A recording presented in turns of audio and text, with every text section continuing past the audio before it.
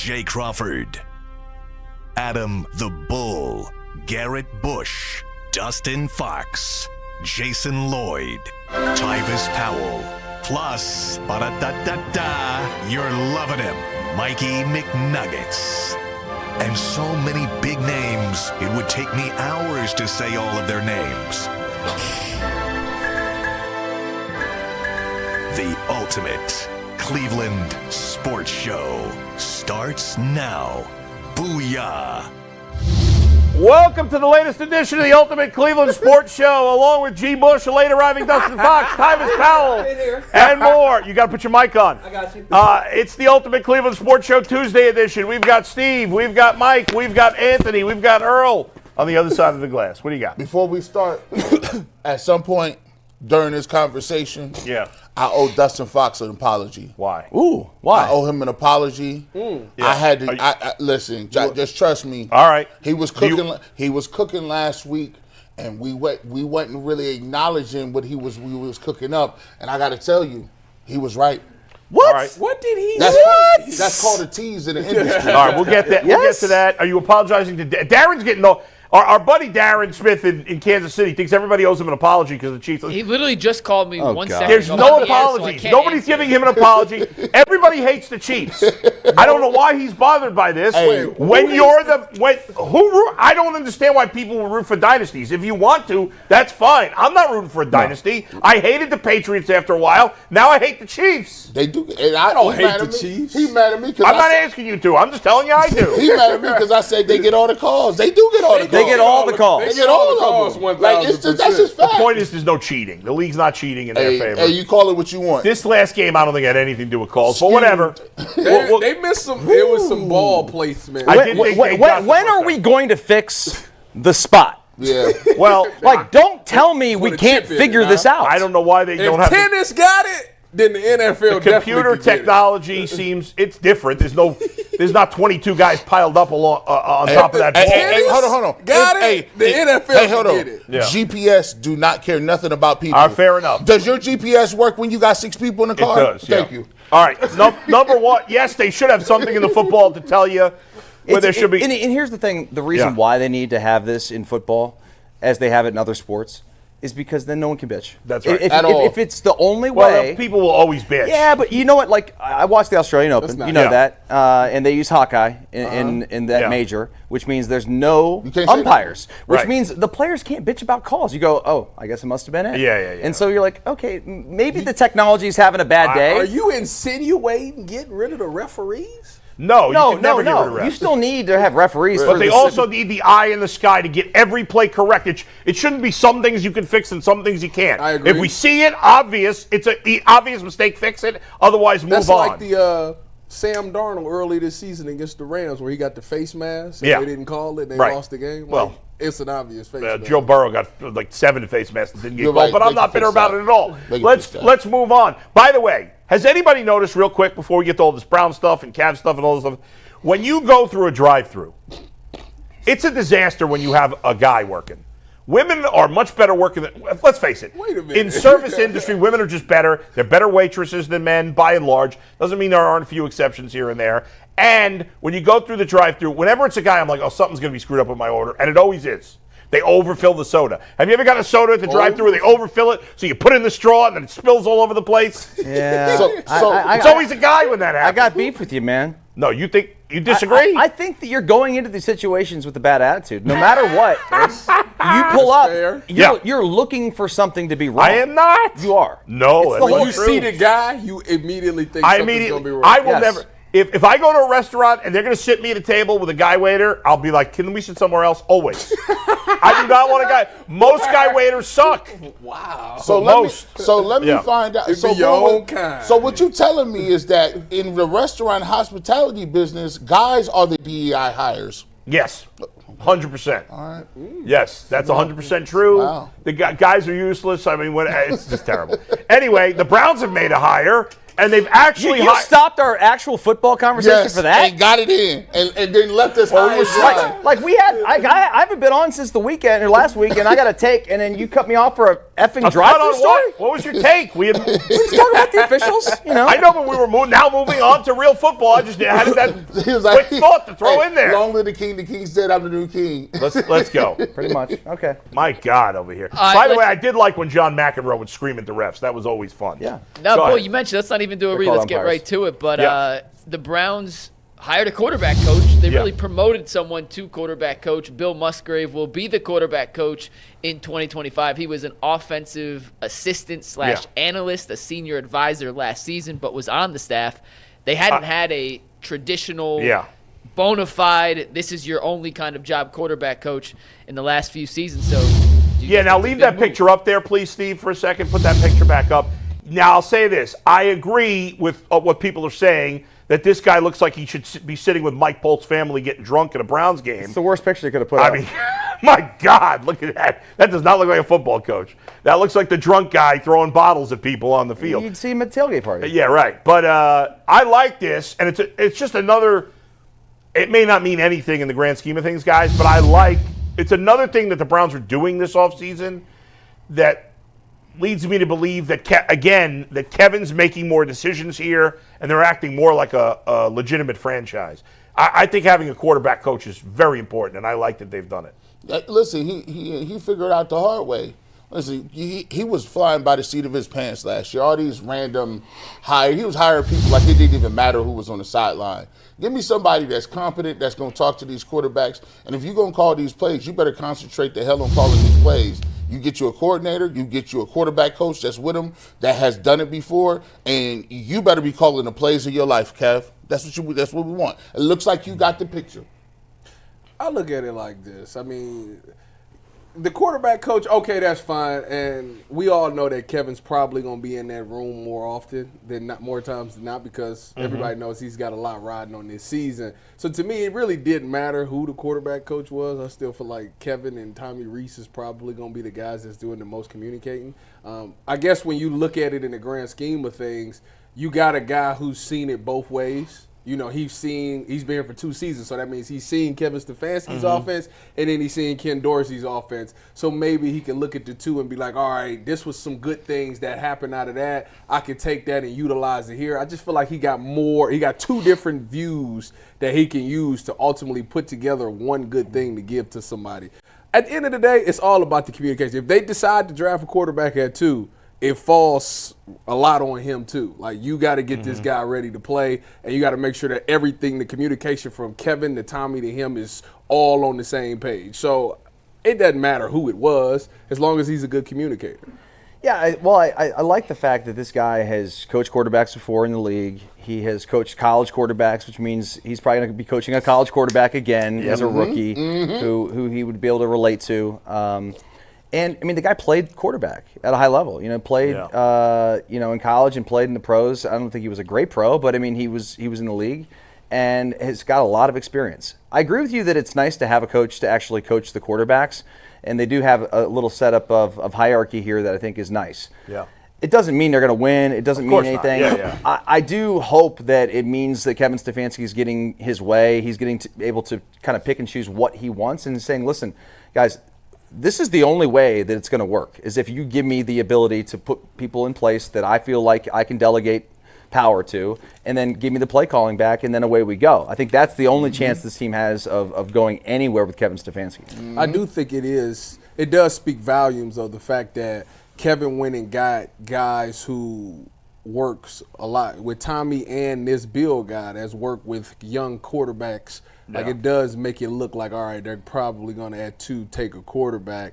And I think that he's like, these guys will communicate better with them. They probably watched him. Tommy Reese has been in college, so he still understands the terminology. He's been in the league for 2 years, so he understands how the terminology changes from college to the pros. Maybe that can relate to a young college quarterback coach that's getting to the pros, where it's like, all right, in college we called it this, but in the pros it's the same thing, but we call it that. So it's like, it's going to be easier for somebody, because Kevin's probably so far removed from college that he don't understand exactly what the college is teaching these kids, to where you got these two guys who's worked with college quarterbacks before, to where it's like, all right, yes, in college we called it this, but in the league under Kevin we're calling it this. It's the same concept, but we're calling it this. So it just kind of expedites the process to make them catch up to the NFL speed just a little bit sooner. And obviously I haven't been in locker rooms like you guys have, but I would just think that, yes, Kevin Stefanski is going to certainly work with the quarterback, and Tommy Rees is going to work with the quarterback. But they can't spend all their time with the quarterback. There are other responsibilities that those guys have. So when you have a quarterback coach, that's it. That's his room. It's the 3 guys, whatever, maybe 4 in camp. And obviously he's spending a lot of time with the starter. So if you have a young quarterback and he's struggling with whatever, maybe it's something like you don't even think of, like he's having a hard time finding an apartment to live, or he's having trouble with his girlfriend. I don't know. Maybe the quarterback coach is the guy he can talk to. It might be something simple as that. Maybe not, but I don't know. Like just little things that you have your guy for. I just always thought that was it's like a important. confidant. It's like having your own personal therapist. Yeah. You know, somebody you can go talk to that can relate. Each team got one of those type of guys. What's the guy for the? Usually it's the strength coach. No, it's not the strip coach. No, they got a dude, a player personnel guy. What's his name? Like Ron or something like that? Ron Jeremy? No, stop it. I'm surprised you knew who that was. Yeah, I look like I'm under a rock. What, you're young? He was on VH1. Oh, really? Yeah, with Flavor Flav. Yeah. Did you know that? Isn't he dead? Who? Ron Jeremy. No. Is he? No, I don't think so. You talking about I'll look it up. Dead or alive, Ron Jeremy. He's got to be dead. Ron don't Jeremy, think the so. porn I star. thought he got in trouble with the law recently. I actually don't know if I could. Yeah, you might not want to Google Yeah, that. Hey, McNuggets, that was a setup. See how you He got was it? trying to get me canceled. Dude, the guy is the GOAT. Let's face it. Forget Tom Brady. Ron Jeremy's the GOAT. Anyway, go. We'll get back to the Browns and we'll talk plenty of quarter. There's some crazy stuff coming out from some members of the media about what the Browns may do it too. That's coming up later. Anthony looked on his phone, and you could give the Ron Jeremy. Go ahead. He is alive. Oh. But he currently has 30 sexual assault counts against him, Ooh, including 21 victims. Oh, So God. he's incarcerated. So we're gonna move on. We're moving I'm quick. taking away his Quick GOAT pivot. status. Forget it. Quick pivot. Next, Yeah. guys. I went to the Cavs game last night. I used Game Time to get showing tickets. off? I used Game Time. I got a Okay, great good. deal. Sat in first row of section 217, which is upper deck, but first row, great view of the game. Got a great deal on Game Time. I used the Game Time Picks feature, which filtered out the fluff, so I knew that was the best deal I could possibly get. Phenomenal price. It was the best online, and Anthony has the Game Time prices up for Thursday's home game against the Atlanta Hawks. And what's the get-in price for Thursday on Game Time? You can sit in section 219 for $10 a piece. That's a steal. If you want to see the Cavs try and snap their winless streak against the Hawks on Thursday, use the Game Time app. You can take the guesswork out of buying tickets with Game Time. Download the Game Time app, create an account, and use promo code LOCKEDON for $20 off your first purchase. Once again, create an account and redeem code LOCKEDON for $20 off. Download Game Time today. What time is it? Game time. Yep. So they, being the Cavs, beat the Detroit Pistons yesterday. Wait, before you get into that, Mike, we got to get to the fact that you just misled the audience by saying you sat in the first row.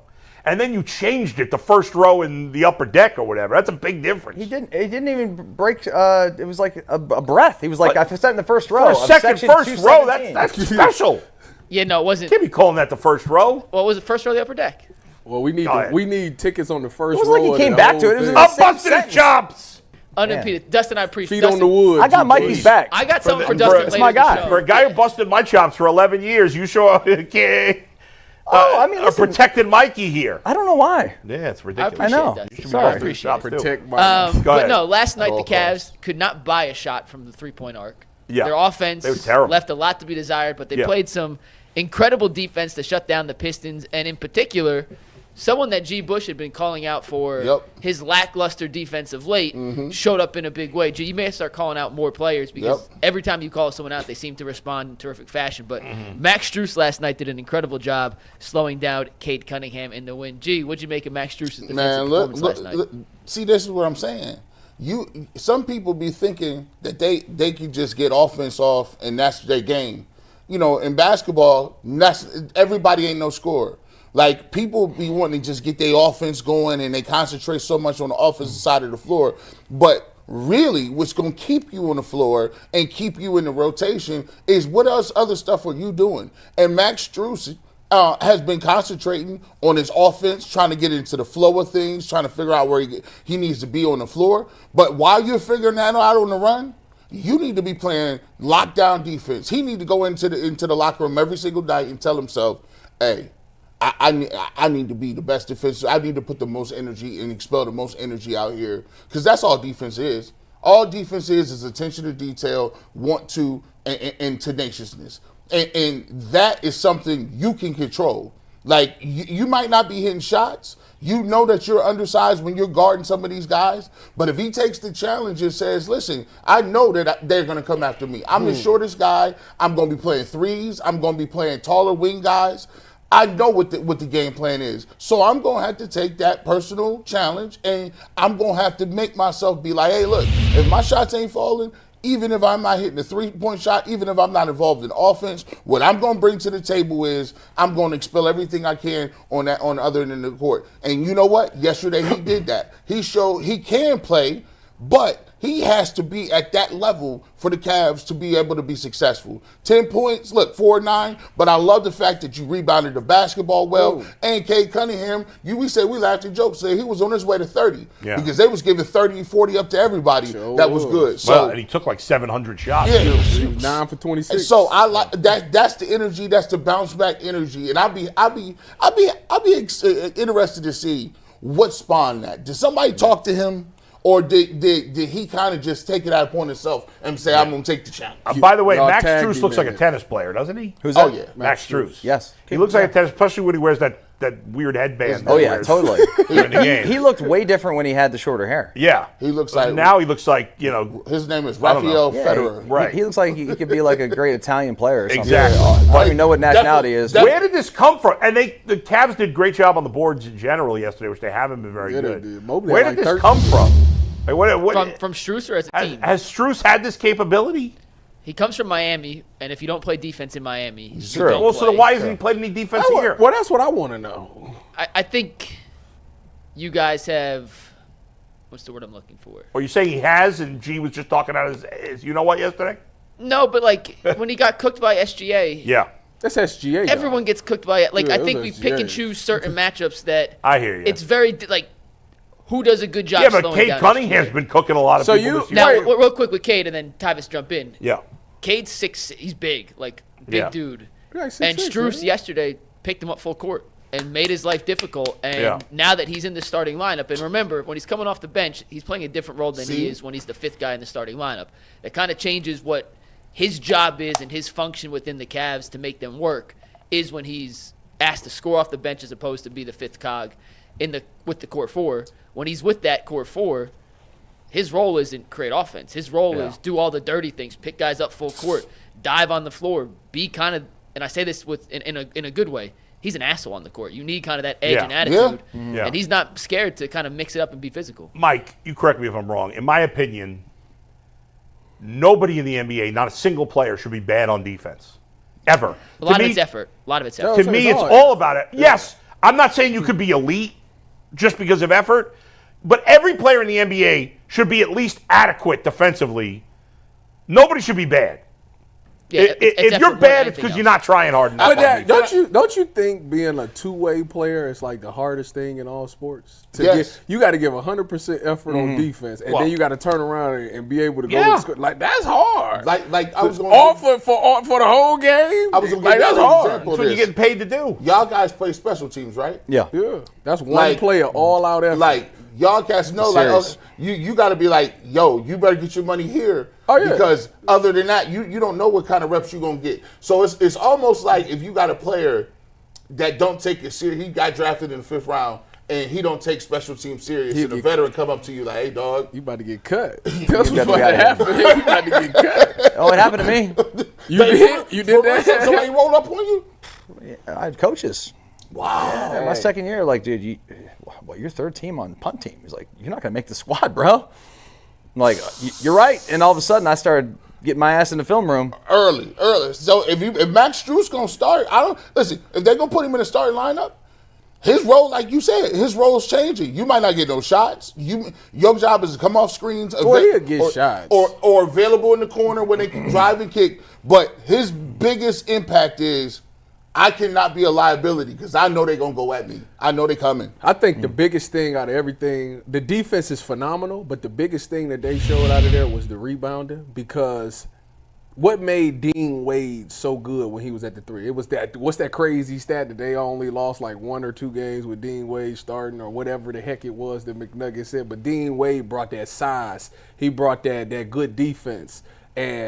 But you know, he's a spotty shooter. He'll hit you a 3 every once in a while, but that's not really what his game is. To where if Max Strus can do that, not saying that he obviously doesn't have the same size, pause, as Dean Wade, but if he gonna be out there in that third, yeah, you don't got that girth. Yeah, man. Length. Long. Let's face it, Dean Wade ain't got no girth. Come on, let's keep it real. I'm trying to wrap it up here. Yeah. I'm trying to bring it home here. Let me. If you gonna be that third guy, like, you got to be able to get those rebounds. If Mobley and Allen can't do it, you got to be able to do Third that. leg. You got to be able to slide your feet and play that defense. And we know that you are more of an offensive presence. They will respect you more because you was like a big-time free agent get for the Cavs because of the shooting that you did with Miami. So, like, when you're out there, people know that you can shoot the 3-ball better than Dean Wade or Isaac Okoro or anybody else that plays your 3. That's true. So you automatically have more of an offensive presence and people fear you more. But if you're going to slide your feet and play this defense and do the dirty work as well, now that makes this starting lineup, one of the best in the NBA. Maybe you don't have to go out and get a Cam Johnson, which I don't know where they at on that. But Oh, you do. Bro, If you I'm just saying, maybe you don't. If he can, listen, I'm just saying, maybe I was going to ask y'all this question. Hey, McNuggets, like, it has to be a certain part of this where, like, say, for instance, you and the Cavs right now, they got the best team in the East. You like, yeah, we in there. We in there like swimwear, bro. We about to get this first seed. We going to the playoffs. It's guaranteed.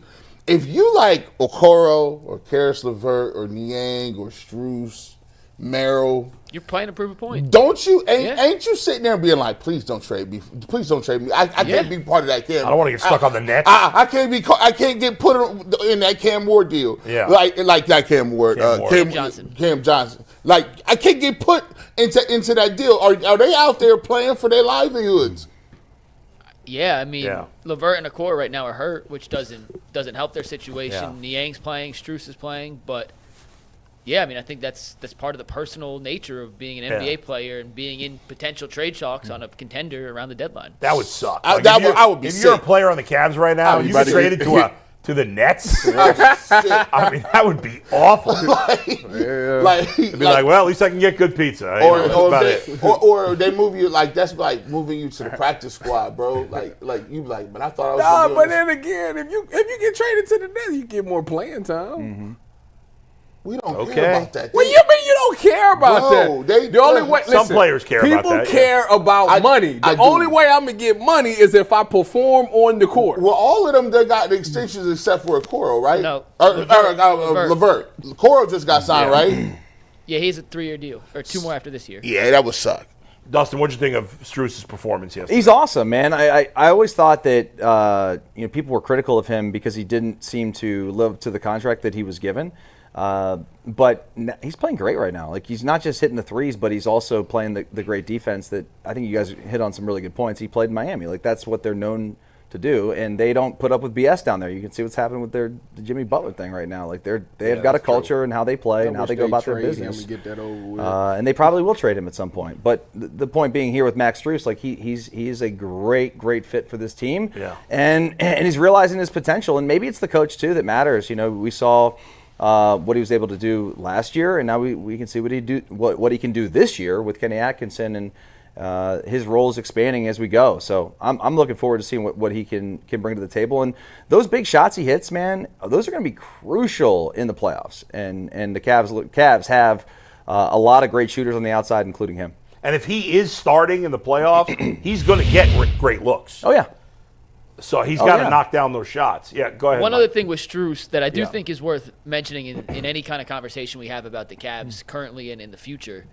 When they hired Atkinson, when people, including myself, but just in general, when people asked, hey, when you bring this new offensive system, who do you think's a great fit? His first answer was always Strus. Strus fits into exactly what he wants to do with the pace and space and getting guys open off movement.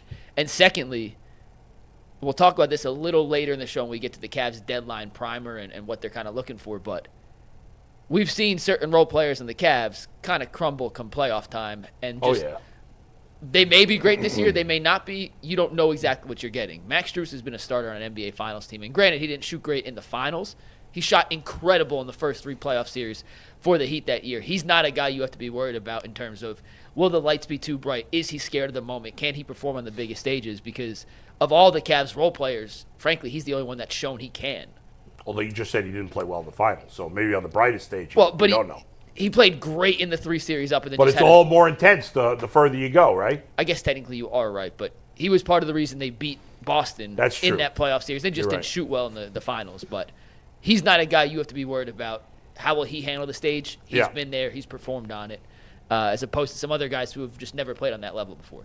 By the way, I'm not someone who normally talks about uniforms, but I thought the Pistons uniforms were the worst uniforms I've ever seen last night. Anybody Wasn't agree a or fan. I don't think they're the worst ever. The worst? I thought they were horrible. I was like, what is this? I mean, it's a lot. It's a lot of. Those are unis. so cheesy looking. Look, those. I mean, it's a lot of They trash mid. They unis, bro. mid. That was like the owner's kid put that together. No, do you know the worst Pistons was that night that they had them Grant The Hill teal Pistons? one?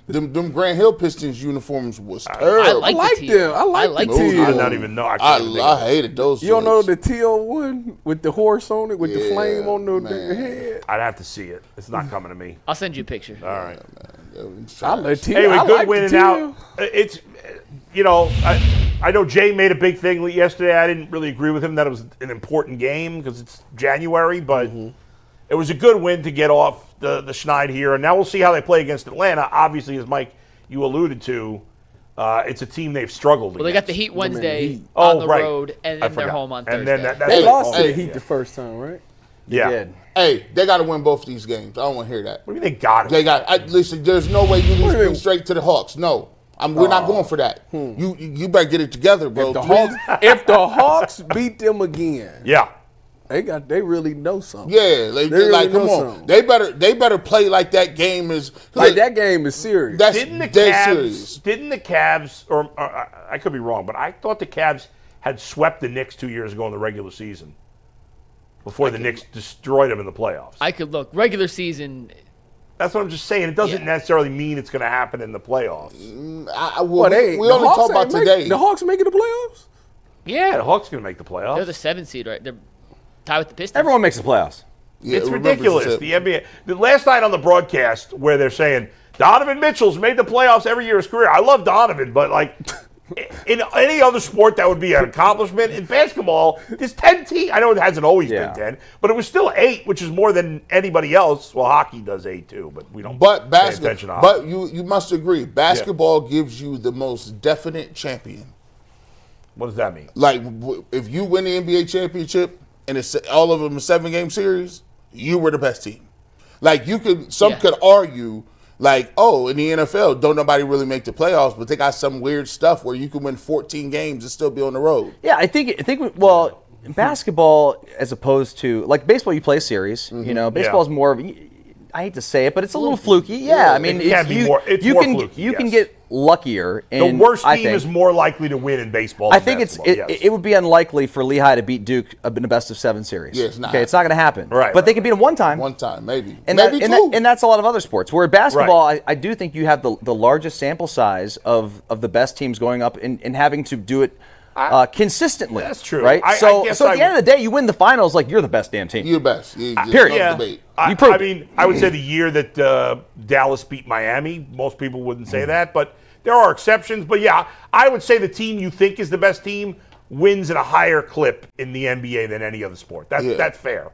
I mean, you could get a team like Miami. They were a veteran team. They had Kidd and Nowitzki and Jason Terry. Yeah. And Miami, that was their first year together. It was the big three. Yeah. Like, you could catch somebody slipping. They had played together a long time. Miami was new, trying to figure it out. But you saw what happened that next year. After that, The reason that the Heat lost was LeBron's fault. Yeah.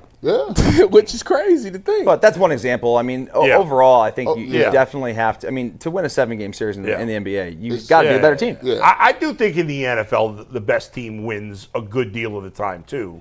But probably the NBA is a higher percentage. But football would probably be second. I don't know. I mean, like, I hate to bring it back to Sunday, but, like, who's the better team, Chiefs or the Bills? They play a 7-game series. Who wins? I think it should be split. The Chiefs, because they get the calls. Well, okay, we can take that game out. But my point is, like, But like Commanders Lions is a good example. If they played a 7-game series, is Washington Right. Or if the games are going back between home and away. Right. That plays a huge I still part. think there's still not a lot of teams that win the Super Bowl that you're completely shocked won the Super Bowl. That's fair. That doesn't happen that often. The Eagles. The Eagles beat the Patriots. Well, he said not off. He said not often. I said not often, but you know. And that team was really good. They just lost Carson Wentz, so give and take. But let's. And Carson Wentz speaking of never been the same. quarterbacks, Go that's ahead. a great leeway. Bull, by the way, before we get into Kevin Stefanski and something new he's trying, you did an Ultimate Guardian show this morning with Zach. did. First one of the season. What did you guys talk about? Well, first of all, we were supposed to start at 9. We started at 9:04 because at 8:55 my computer decided to freeze up for like the first time ever. So we had to start late. But after that, once we got on the air at 9:04, everything went smooth. We talked about obviously what the Guardians have done and not done this offseason, our frustration with their lineup heading into the season as of now. We talked about the pitching staff, the bullpen. We talked about the Dodgers spending and what that means for baseball and baseball fans. And we discussed who we think the next Guardians/Indians player to get into the Hall of Fame will be. So that was all. Did y'all discuss the fantasy football championship? No. I didn't think about that. That'll be next week on the Ultimate Guardian show. It's back to being a weekly thing, right? This is now. No. Okay. We're once a month right now until Once the a season month. starts. Yeah. Gotcha. Awesome. Well, make sure to check it out. It's on our YouTube page. Bull and Zach did the best Guardians podcast in the entire city, so make sure you guys tune in. Thank you. Let's talk Browns, though, for a second, guys. For the first time since Kevin Stefanski became the head coach of the Cleveland Browns, he is attending both the Shrine Bowl practices and the Senior Bowl practices, interviews, and game this week in hopes to finding his next franchise quarterback. With that information and the fact the Browns have an obvious glaring need at the position, despite what some recent mock drafts have indicated, is there any way the Browns are not taking a quarterback at 2? And 2, real quick, why hasn't Stefanski done this in the past? Well, I think part of the I don't know. I think there's 2 reasons you could come up with why Kevin Stefanski is here now and hasn't been in the past. So let's start with that. One is what I've said a few times now, and I think everybody agrees, is that he's taking more control of the team. So maybe that's the reason. But I think another reason is this is the first time since Kevin Stefanski's been here that the Browns should be looking for a quarterback in the first round of the draft. He got here, Baker was here. Then they traded for Deshaun Watson. The Browns have never, at least as far as we know, seriously considered drafting a quarterback early in the Kevin Stefanski era. So this is the first time. So that could be the reason why. And it might be a combination of the two, that they need a quarterback this year and he has more control. Anybody have a different take on it? First off, I don't know why they don't go to everything. There's no downside. This has been my issue. We've complained about it for a long time, and I go back to when I was going down covering the Browns at the Senior Bowl, and I went for about 8 years. And I'd be there, and there was like never anybody from the Browns there. They'd send the GM and that whole deal, but they wouldn't send the coaches. And like, why? I don't understand. I don't understand why the Browns wouldn't go to Ohio State's pro day sometimes. Like, are you free? You can get in the car. You can go. You can be home for lunch. Yeah, like it is what's crazy. so important you have to do in Berea? That you can't go. Like I would be everywhere. You have unlimited resources. Jimmy's got probably 19 private jets lined up. Just pop on one. Yeah, you know, like what are we doing? It's a great point, and we used to complain about this a lot. Please talk on Bull and Fox, and fans would often like fight against them, saying, "Well, he doesn't need to. They got this guy." What is the downside? What is the downside to the coach going to any of these things? There is none. Bull, There's no downside, Yeah. and there's always upside. Always. Because you're always going to talk to somebody. That's right. You're going to meet somebody. You may watch a player in a pro day that you don't end up drafting, but you see something. Like Belichick used to do this all the time, notorious for it. He'd interview players, quarterbacks that he knew he wasn't going to take because he just wanted to know about the player so that he could then, down the line, maybe face him in the AFC title game. Well, all of a sudden, you know a little bit about Lamar Jackson. Okay, you can learn something. You may meet somebody at the Senior Bowl or at the Shrine Bowl or wherever that all of a sudden in 2 years is your quarterback coach. Yeah. Because the guy's looking for a gig. Who knows? What are we doing? Don't the Browns got Browns are too consumed in Zooms. Don't we have somebody coaching at the Senior Bowl? Ventrone, is coaching the American team, I believe. What is he like? What is he, the head? No, the head coach. He's the head coach of the American team. It's American versus national or whatever. Shrine Bowl. Oh. It's not international. No, It's like he's talking American about- versus I was like, national. what? It's You're talking about American the Senior size. Bowl. The Senior Bowl has staffs don't they? Ventrone's, I believe, I'll double check, but I believe Ventrone's the head coach of one of the two teams. Yeah. At the Senior Bowl.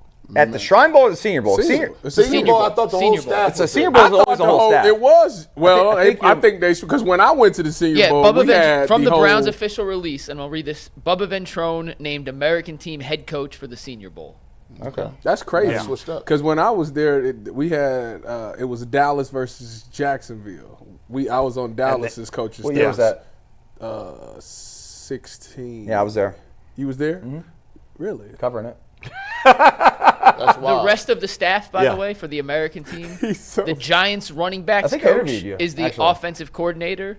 The Colts defensive line coach is the defensive coordinator, and the 49ers special teams quality control coach is the special teams This coordinator. must be a new thing that they're doing. It must Yeah, be. mixing up the Because the head stats. coaches are not there, or at least not. But that's a reason for Kevin to go down there. But Yeah. I do think ultimately the reason that he is going to both is because you think about it, at 2, you meet with Shador, obviously that's a guy that everybody's talking about, and I think that he fits kind of what you want in your quarterback as far as the decision making goes. I think he's the best option there. So I think you want to meet with him there, and then you go to the Senior Bowl and you want to meet with a Jalen Milroe because I think he's at that game.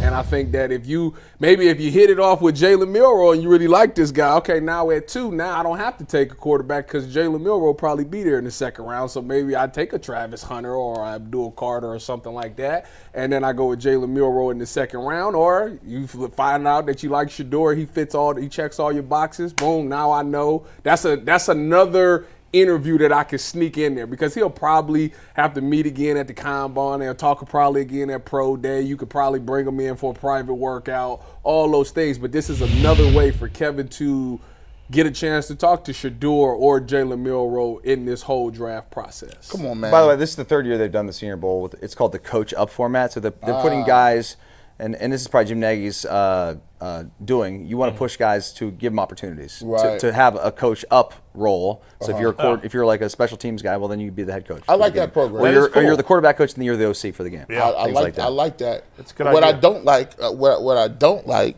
in the words of Chief Keef, what are y'all doing, man? Bang, bang. What are y'all doing? Like, they got the nerve to go to these combines and ask these players, do you like football or do you love football? What's wrong with that question? Well, I'm asking the same damn question to Kevin Stefanski. Do you like coaching or do you love coaching? Okay. Because if you love coaching, you'd go to every opportunity you could to see players, to scout players, to evaluate players. You're right. And to get insight on your Yeah. craft. You just don't show up and don't go. Well, he's going now. But listen, that's three wins later. I hear you. Again, I always say it when people say, "Gee, Bush, you're too hyperbolic." You just always. I mean, what do you want from these people? I want the same level of accountability that we give to Jed Wills. Jed Wills is bad at his job, right? He was. But some of these coaches, to admit that because you need a quarterback, now you're showing up. See, you don't fail or succeed in one day. It's the habits. Do you stack the habits together? And they tell you that all the time. Or are you spotty? That's the difference between Alabama and Ohio State and teams that are like Minnesota. Listen, you got to play, and especially if you're Minnesota and you play in Ohio State, you got to be better than what they is. The effort in the getting out of bed and doing the research and due diligence, that's just to compete. You still might get blown out because they got more talent. I'm glad at this point. Maybe he saw the light. I love extreme pressure. I love it. I love when your back is against the wall because you start to see what people's about. You see what he's much more direct this year. Oh, no, by the way, I'm calling plays. I reserve the right to change my mind. Okay, Kev. Oh, by the way, I'm going to the Senior Bowl. I'm interviewing everybody. I'll be down there myself. I love it. I like that you hands-on. But this is the energy you got to keep throughout the season. Now, what I want to see is this same Kevin Stefanski when the training camp come around. You know what, though? Yeah, we working hard. You know what I think? I think, to be honest with you, I think you're right to a certain extent. I think that the reason that Kevin is going down, outside of all the things that I said about meeting with the quarterbacks, this is a must-have-it season. You know, a lot of the times, you're right. Quarterback, we got the quarterback pretty much established. That's really my main job anyways, to make sure that this offense is looking good and all those things. So I'm going to let the scouts go out there, and we just going to trust what the scouts say. Now, as you know, as a lot of fans know, the scouts have not been 100% correct in these last couple of years. I'd take 50. I hate to say it, they've missed. They haven't been right. But when your job's on the line here, now my livelihood's on the line, you know what? Yeah, the scout may can go down there, but I got to go down there and see it too for myself. Because I got to make sure that the person that the scout brings in and say, this is the guy that we got to draft. Now I can say, you know what? I was at the Senior Bowl. I watched that kid. Yeah. You know what? That guy is going to be good for us. See, I think that also is why he actually went down there as well. And more than anything else, if they draft a quarterback at 2, or even if they drafted a quarterback at 30, 34? 33. 33? Either way, if they draft a quarterback that high, and it appears after the first year they drafted the wrong guy, then they're 100% fired. Oh, yeah, they're going anyway. 100%. Quarterback more than anything else. The Browns have to be – I mentioned this yesterday on my podcast, but the Browns don't have to make the playoffs for Kevin, in my opinion. Don't have to – I know everybody wants them to make the playoffs, sure. They don't have to make the playoffs for Kevin Stefanski to keep his job. They're not making the playoffs next year. They're probably not. Probably not, right? But – at the end of next season, we have to say as a group, it's clear they're headed in the right direction. Yes, and I think that's the minimum standard for Kevin Stefanski keeping his job next year. Totally agree. It's not about wins or losses next year. It's not. It's about progress. It's about showing there's some promise in the young quarterback, whoever that may be. I don't think they're going to make the playoffs. They could. It's unlikely unless they draft somebody who's Jaden Daniels, right? Which would be very rare. Very He's the rare. best quarterback rookie we've ever seen. And in this division and this conference, right. Even if you did draft Jaden Daniels, it's going to be unlikely, a challenge, dude. It would still be hard. All we want, we're not in the NFC South here, folks. You want 6 or 7 games, some exciting games where you was in the game with teams you weren't supposed to beat, or you get a couple of games where you be like, man, you see that throw that rookie do? Yeah. Like, that's all you want. Yeah. You know how in the NFL they made a rule for what a catch is? But we all, even as kids, even me, who never played any high level of football. Know what a catch is. I know what a catch is. I don't need a rule to tell me what a catch is. Yeah. You know what a catch is. Right. We all knew it playing ball as kids. Same thing with the Browns. We know what progress is. Yeah. We'll know. We will know if you know football at all. You know when a team's making progress, and you know when they're not. Just like that first year when Baker came in, I believe at the end of that season, they were like 8-9-1 or something. Or you talking about Baker's rookie year? Rookie year. When they broke the Budweiser seal against the Jets on Thursday night, and then they had a nice little run to the end of the year. Yeah. Yeah, and then at the end of the year, they still had an outside chance of making. They were in the hunt. The playoffs. They had. I think the Steelers had to lose, and we had to beat the Ravens. Right. And so the game comes down the line, and I think Baker ends up throwing for like 300 some yards. That was on the road at Baltimore. On the road, and guess what? We was all like, boy. Yeah. I'm excited for next year. You look because you saw it. You like we was this guy got us 8-9 wins. Like we was right in this thing. We was excited going into the next year. So if they get the quarterback and it looks like they get it right, that's going to relieve so much pressure off their shoulders because once you got that, think about the Commanders. They just got beat. Yeah. You think they care?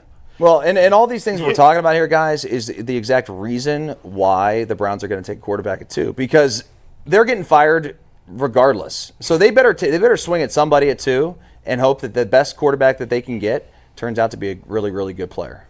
Because if it doesn't, they're fired either way. So who cares? And what skin do they have in the game? They're getting fired if they draft the wrong player. They're getting fired. if they don't draft a player and they don't win, then you're getting fired. That's so right. might as well just take the free shot. And it used to be if you drafted a quarterback high and blew it, you were screwed because you had to pay him a lot. Yeah, they don't. But nowadays with the salaries, it doesn't. You could look what happened with the Cardinals. They drafted Josh Rosen. The next year they drafted Kyler Murray. And they be still looking for a quarterback. Still right now, like they look kind of sideways. Like, don't you get it twisted? We'll go back. But yeah, I think they will probably draft a quarterback at 2. I'll be surprised if they don't ultimately. And I know there's a lot of people out there don't think these quarterbacks are good. I spoke with Sean King yesterday. He doesn't think any of these quarterbacks are good. And maybe they're right. If the pick is one of these 3 players at 2, I'm good.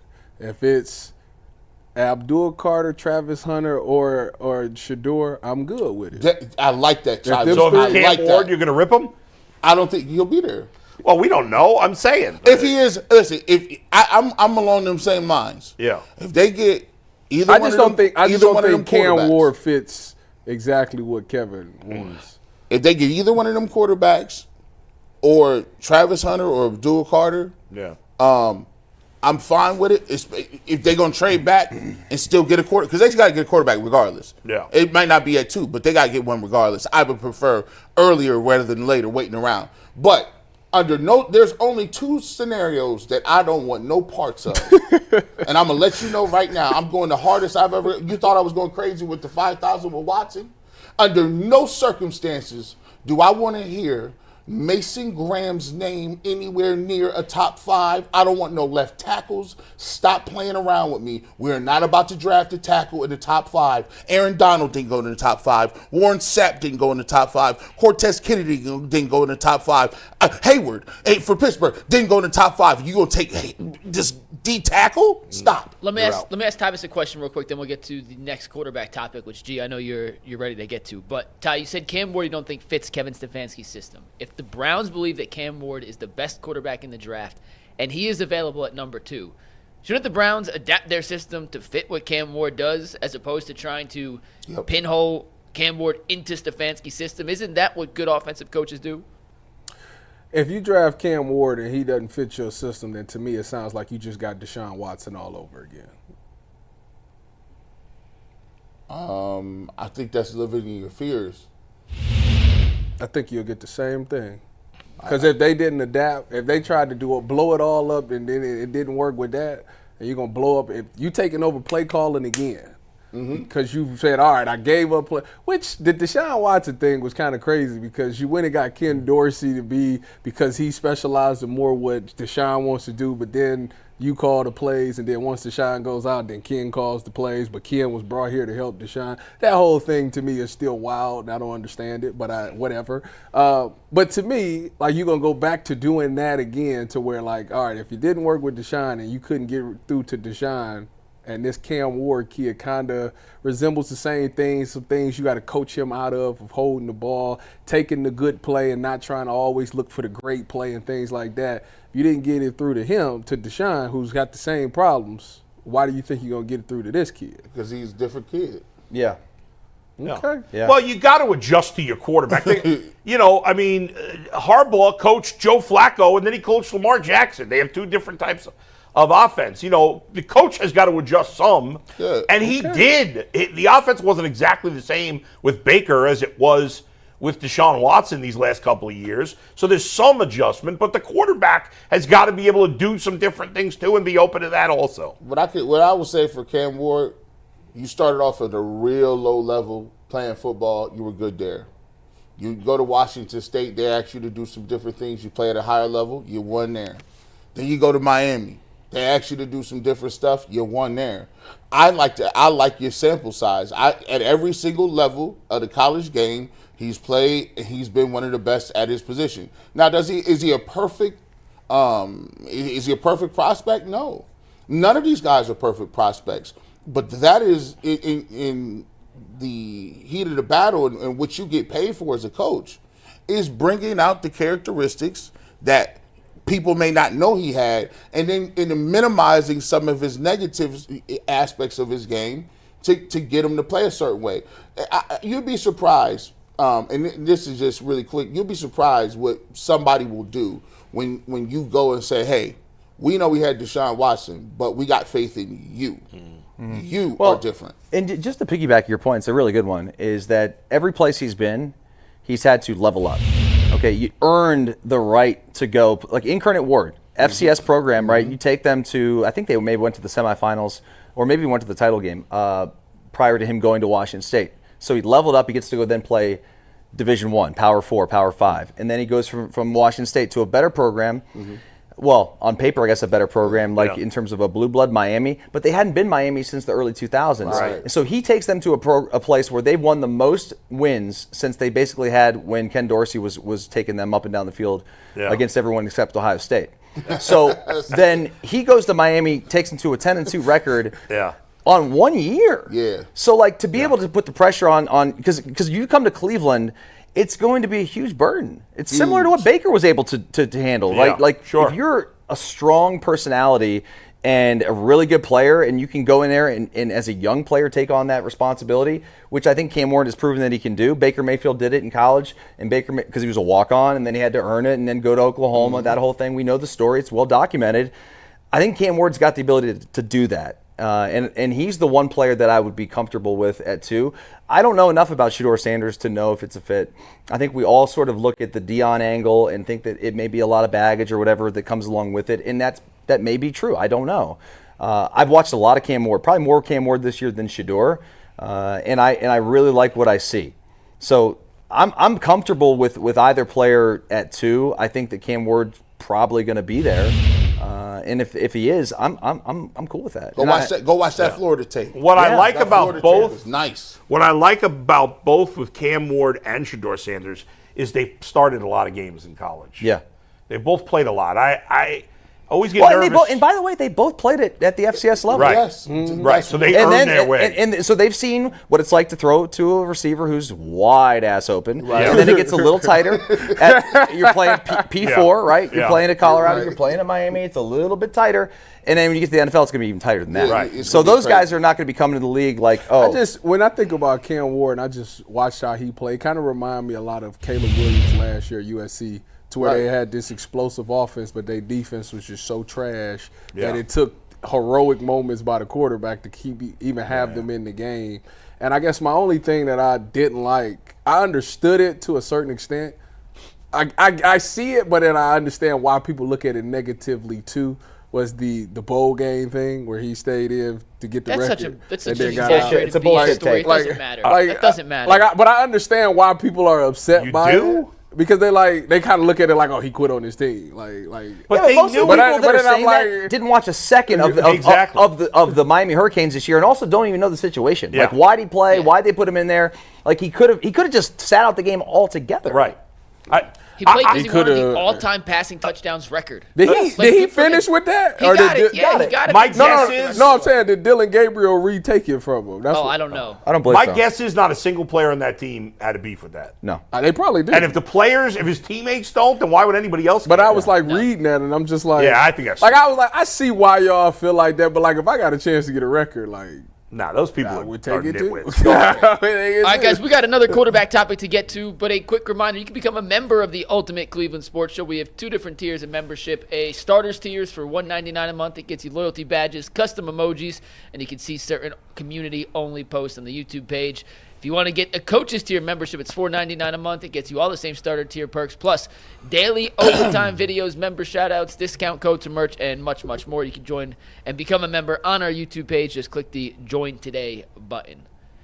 G. Bush, I want to start with you on this one. We were talking about this yesterday.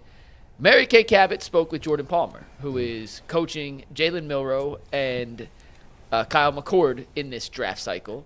And in the article in which she interviewed Jordan Palmer compared Jalen Milroe, saying he could potentially be the next Lamar Jackson. Mary Kay mentioned some of the stats that could at least lead one to believe they have similar physical traits and could be on the same trajectory.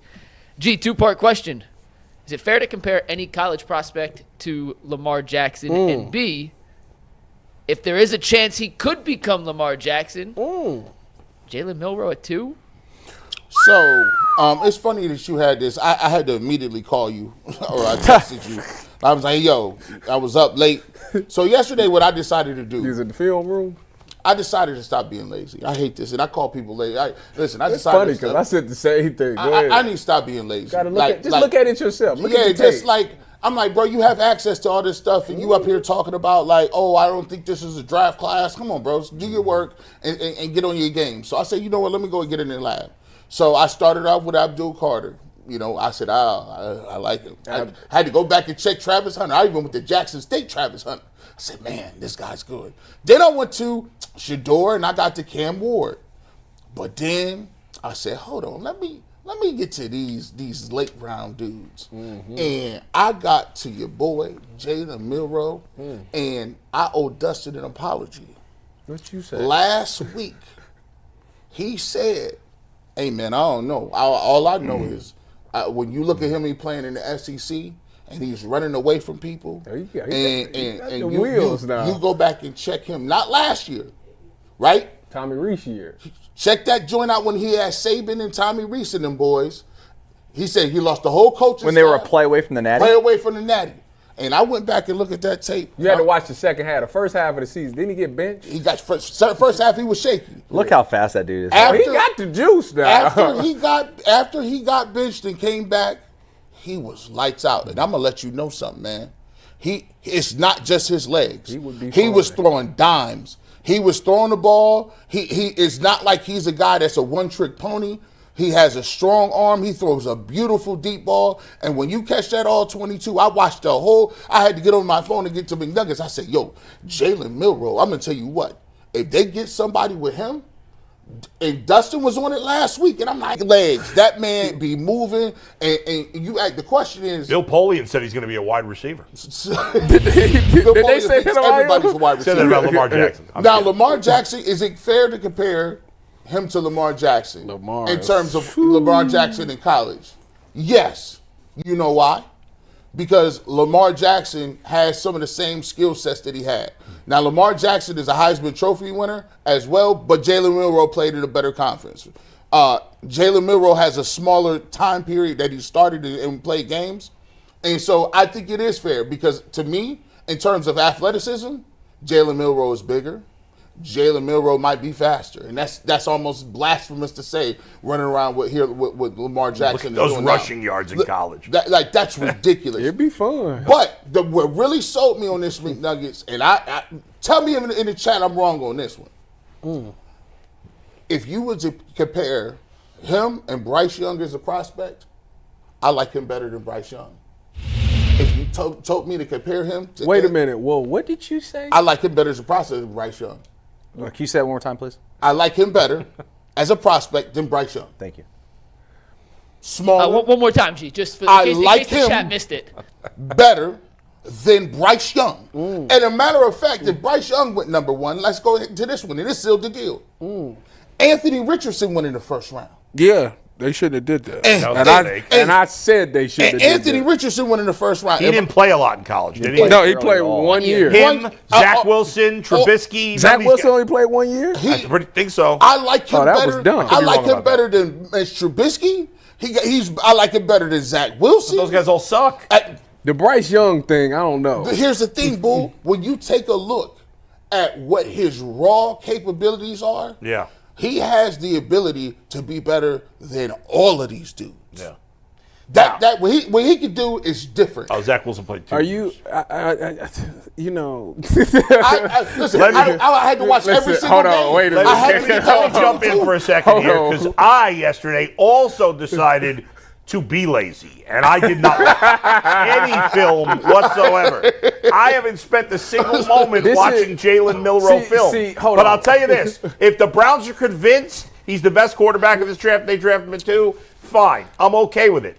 The idea from some in the media that the hiring of Tommy Reese means that they're going to draft him is one of the all-time stupid takes. Yeah, they're not going to hire a guy. It's a lazy He's not even take. calling the play. It's a lazy take. Listen, You're right. I'm going to be honest with you, okay? I'm going to be honest. But one last thing. The only thing Tommy Reese does Yeah. for the Browns in this Milroe situation is provide some extra intel. Yeah, Exactly. That's it. Exactly. But that's not the reason they hired him, because they're drafting him.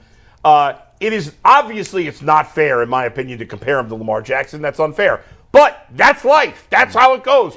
Every quarterback that comes out gets compared to somebody good. So to complain about it, even though we know it's unfair, is stupid because it happens with everybody. Let's face it, he's a black quarterback who's fast, and they look You're similar. always Lamar That's it. again. So, them numbers. hey, when I came out, I was Jason Sehorn, Cooper Right. Jean, Jason Sehorn. So, Like, yeah, okay, it happens. So it Yeah, is that's what it what's is. gonna It's not happen. fair, Right, but it is what I it got to is. see that chart again. Let me see we got you, Ty. that Milroe versus Lamar chart. Now, Lamar started 3 seasons. Milroe started 2. So just keep that in mind. Yeah, I mean, their numbers are outside of the rushing yards are, comparable. Obviously, Lamar's got way more yards because he played one more season, but per season, the numbers See, are my comparable. issue completion with is better. Jalen Milroe this past season, and some of the little handful of games that I watched, is that he was very, locked into Ryan Williams. Like, it was like Ryan Williams was the only. He had a game where Ryan Williams had 20 targets, bro. Like, that was the only person he was looking for, and that bothers me as a quarterback. Like, He got baggage. Yeah. yeah, How but big is he? that's He a got problem. baggage. So He you got just gonna be baggage. locked into Jerry Judy? How He tall got is he? baggage. 6'1". Milroe listed at 6'1". His official, I'll give you the official combine. I can't remember what game that man Ryan Williams had 20 targets and he caught 8. I was like, that's sad. Like, you just gonna force this ball to him. Like, nobody else, you just gonna look for him. That's like Cade Cunningham. What is from this the field. backyard football? He officially weighed in, according to the Senior Bowl official measurements yesterday, 6'1", 220, with 8.7-inch hands, which is sub 9, which is the number. He they has have. small I hands. have much bigger hands than him. There you go. Yeah, man. Didn't was was Joe like- Burrow have small hands? Yes, he He has did. small hands. It doesn't listen. The guys have overcome doesn't that. It's matter. not the end of the world. I don't know. What's had- the, what's I the had number like you want to have? You want to be in the 10s, 9. right? You want to be close to 9 10. was the standard, according to people 9? online. 9 was the yesterday. standard low mark. And, you know, I gotta know now. in general, I think a lot of people have been saying this. Listen, at the top of the board, there are some blue chip people that are available. They 9.5, baby. 9.5. This dude measured this. I'm gonna tell you, he didn't measure, someone else did. there's blue chip guys to be had, and if you look at it and you say, all right, I'm going to do my due diligence on all these quarterbacks, and you know New York is there, you know the Giants is there, you know what the Raiders want.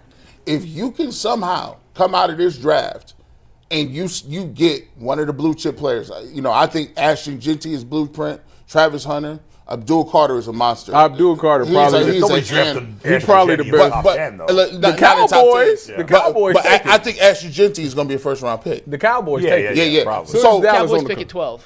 so my thing is, if they want to trade back, there's some opportunity to get one of those blue chip guys and still be able to get a guy who I think is going to slide up, So you- like wait, whoa. Jackson Dart or Jalen Well, Milroe. geez. You So you let in me ask favor you of this then, trading Jay. back?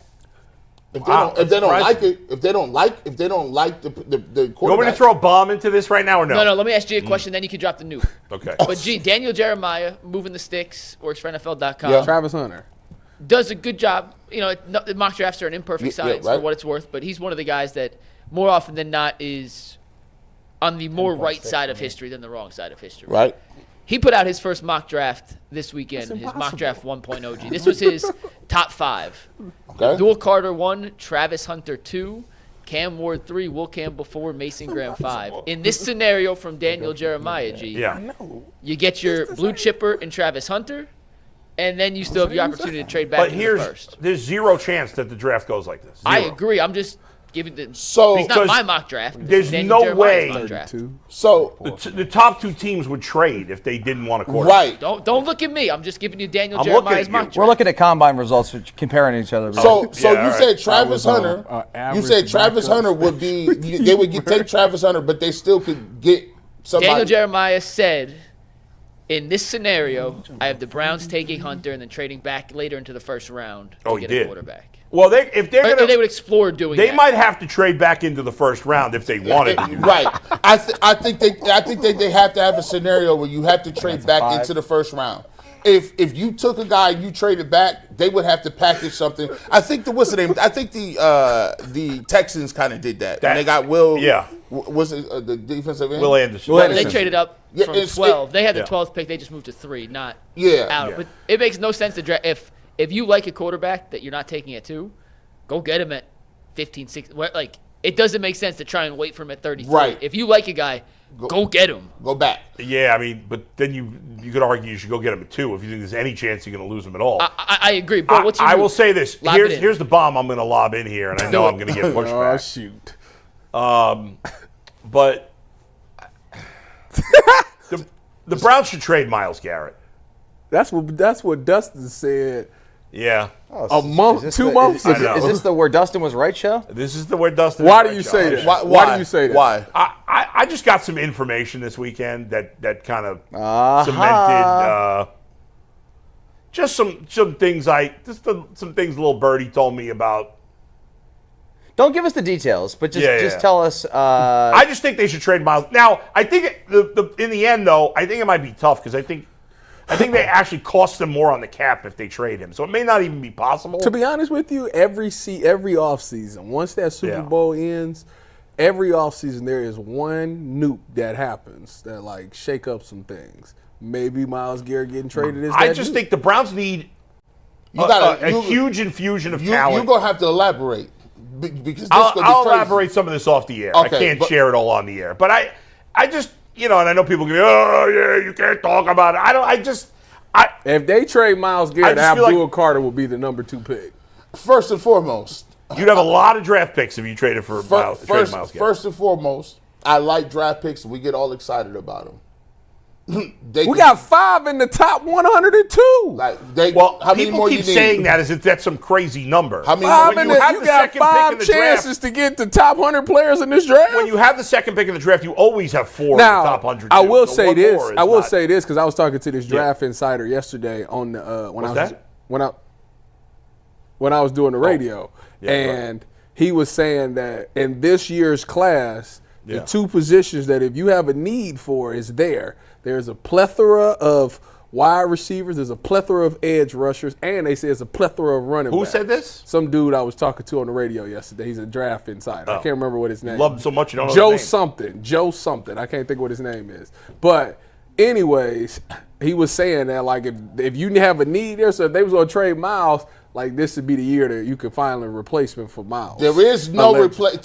You better put There them is no there. replacement You for better Myles. put them Abdul Carter is Put them supposed to damn be air like quotes up there. the next Myles Garrett. That's what they say. Put them listen. I got him up there. There you go. There you go. There you go. Hey, listen. Allegedly. Hold on, wait. Put the side. Allegedly. I'll tell you this. Nah. You Yeah. don't trade generational players. You just don't do it. I would. I wouldn't do it either. I don't care if Myles Garrett owed taxes and speeding tickets. The only And way by I'm the tra- way- the only way Myles is getting traded is if he says I If he- request a And trade. if That's the only way. If you don't like any of this, I know we all think they're going to draft a quarterback, and they're probably going to. But if you're not, then you definitely trade Myles Garrett, because then you got to trade up for my guy next year, the BY Jew. Who? What's his name? The BY Jew. I don't know his friggin' name. Oh my They're God. such Such a fan. You don't know the guy's name? quarterback from BYU. What's it? Metzenberger, Metzen something. Metzen Jewish. I don't know. And I can make fun of that because Matzo I'm ball Jewish. soup? No, you can't Boy. make fun. You're not Jewish. Boy, I thought can't think of his I name. was given the pass. boy, listen, that Guy. Jake Retzlaff. Jake Retzlaff. He's finally going to end the streak of years without a Jewish quarterback in the league, baby. We was going so good, and then you start Dissing talking my about guy. Myles Yeah, I know, Garrett I getting know. traded. This dude. Now think about it. You Yeah. gotta have look. What makes Abdul Carter great is the fact that he's on the other end of Myles Garrett. Yeah. That's the Would you say that he's the best player in this draft? Abdul Carter? I couldn't say that. The best player for me, pound for pound, is Travis Hunter. Here's my. You don't worry that because he played at Colorado that it might not translate to the NFL? No, he was number 1 recruit. He was better than anybody in high school. I understand And that. then he went to Jackson But State. you was better don't than you don't everybody. you don't think that the Colorado being in the Big 12 is an adjustment? No. Okay, I'm just asking the question. guys- I'm not saying you right or wrong. I think we've 2 years ago we overrated the Browns' talent. Last year, 2023, Yes. we overrated the Browns' talent. This year, I think to some degree we're underrating the talent because the season was so bad. But the truth is that most of the quality Browns talent is older. yes. The Browns probably have less young talent than almost any team in the league. Yes. And that's part of the reason I think you should trade Myles Garrett, because they need a huge infusion of talent. Their last 5 first-round picks, the most value they've gotten is Greg Newsome out of their last 5 first-round picks. So you knew who's before that? Deshaun Watson. God. So you tell That's what you use your first-round pick on. So you tell so McNuggets, what they saying is you the want generational player that they hit on, that's the most valuable player. They want to trade him, so that gives them more opportunities for them to screw up because they don't. But here's the thing: it may not be unfair to say they're going to screw up the draft picks, because they have. But if you assume their draft picks are all going to be bad, then they will never win anyway. So what's the difference? The difference is, I know what Myles Garrett is. I would fire the general manager. But Myles Garrett won. They won 3 games with Myles Garrett being great. It didn't matter. So you're going to trade him and win 1. What's the difference between 1 or 3? Well, why don't we just get rid of the franchise then? Why don't we just say screw it and just go root for other teams? Like, Well, you're saying I want to be good. I want to win games. I know. Trading I Myles think Garrett does not help me win games. On the surface, I get what you're saying. But in the long run, I think trading Myles The Garrett only will help way Browns the win only more. way Myles Garrett is getting traded is if Myles Garrett requests a trade. That's All right. about it. That's Fair enough. Let's leave it there. Go ahead, Mike. We're going to talk a little Cavs trade deadline primer. The deadline is next Thursday after a quick word from Game Time. You guys know live events are so much better than watching the game from your couch. And if you want to go to a game in person, you better be using the Game Time app to get your tickets. Right now, Game Time has a new feature called Game Time Picks, which filters out fluff to show you only incredible deals on great seats, so you don't have to waste time searching through thousands of tickets. Ant has the Game Time app up now. He already gave us the price to get into Thursday's game against Atlanta. And what's the get-in price for their next home game afterwards against the Mavericks? Sunday you can go for $37 a piece. $37. It's a steal. Guys, take the guesswork out of buying tickets with Game Time. Download the Game Time app, create an account, and use promo code LOCKEDON for $20 off your first purchase. Once again, create an account. Redeem code LOCKEDON for $20 off. Download Game Time today. What time is it? Game time. Beautiful. All right, guys, the NBA trade deadline is next Thursday. Oh, wow. I didn't even realize Next that Thursday, close. February 6th, Yeah. is the NBA trade deadline. This Thursday, coming up in 2 days, I'm going to go over the deals I want to see the Cavs make. I got 9 or 10 trades. Some are crazy, some are real, or more realistic. Yeah. They all work money-wise. Some are just more for fun. But we'll go over those on Thursday when Jason's in. Today, I put together a little primer to get you guys ready for what I think the Cavs need to do at the deadline, or at least the trades they should be looking to explore. And I ranked them in terms of tiers. Tyvis, before I go, what's your question? When we did this last year, did they make any trade? No. They did not make a deal at the deadline last year. No. Who was the player that we wanted, though? Brandon Ingram? Last year? No. No, Ingram. Although we've been talking about Brandon Ingram for 2 years. He was all off season. Yeah, that was more off-season. You know what? It was off season. Never mind. It was off season. Okay. And some of the names that you'll see on the trades on Thursday are some of the same names we had talked about in the Trey offseason. Murphy. I was No, going to he's not say, getting it's extended. surprising that there have been no trades yet, but there was that draft pick trade the other day that was really something the Cavs should have been involved in. But go ahead. So this is more just in general what you're trying to accomplish at the deadline. Yeah. I ranked it in terms of how I think is the most important to the least important. I'll give you what I think. You guys then can discuss. Then we'll go to the next one. I got 4. And then a 5th, which is a side one at the end. But first and foremost, the number one thing the Cavs need to be looking to do at the deadline is improve the closing 5. Solidify who that 5th guy is in your closing lineup alongside the core 4. Right now it's either Strus or Dean Wade. This is where a bigger wing comes into play, a la Cam Johnson or some of the other names out there. But to me, the most important thing the Cavs can do if they are going to make a move is find a way to solidify that 3 position within the realms of their closing 5. Any arguments? Well, I'd like you to put them all out there, and then we could you want to debate go all 4 at a if time? we like your orders. Okay, or not. perfect. So that's number 1. Yeah. Number 2 then is basically making sure you solidify your playoff top 8. They're playing 11 now. Kenny keeps saying, I'll play as many guys as I can. We've seen the history of the NBA says that doesn't actually happen. The playoff rotation gets cut down from 11 and 10 to 9 or 8, and then as you get further and further down to 7, and you trust 8. If you can find a guy that is an upgrade over one of the bench guys, that's a deal worth exploring. Number 3 is skill set protection. They don't have another backup big right now. We saw Tristan Thompson fill in when Evan Mobley was out. They do not have anyone that can replicate what the two bigs do if they are not in the game. Also, with Dean Wade out, they don't have another 6'7", 6'8", 6'9" wing defender to guard certain guys. You have some skill set protection with the guards. If Donovan or Darius is out, we've seen LeVert or Ty Jerome step in, Craig Porter Jr. at minutes. All the guards they have, we've seen them kind of fill in and replace each other. But just solidifying your skill set protection. And last but not least, we mentioned this earlier with Max Strus, but pumpkin insurance. You don't know who's going to turn into a pumpkin in the playoffs. That's a term I stole from Carter from the Chase Down pod, so shout out to Carter for that term. But basically, who do you not trust in the playoffs? Who are you worried could turn into a pumpkin when the lights are brightest?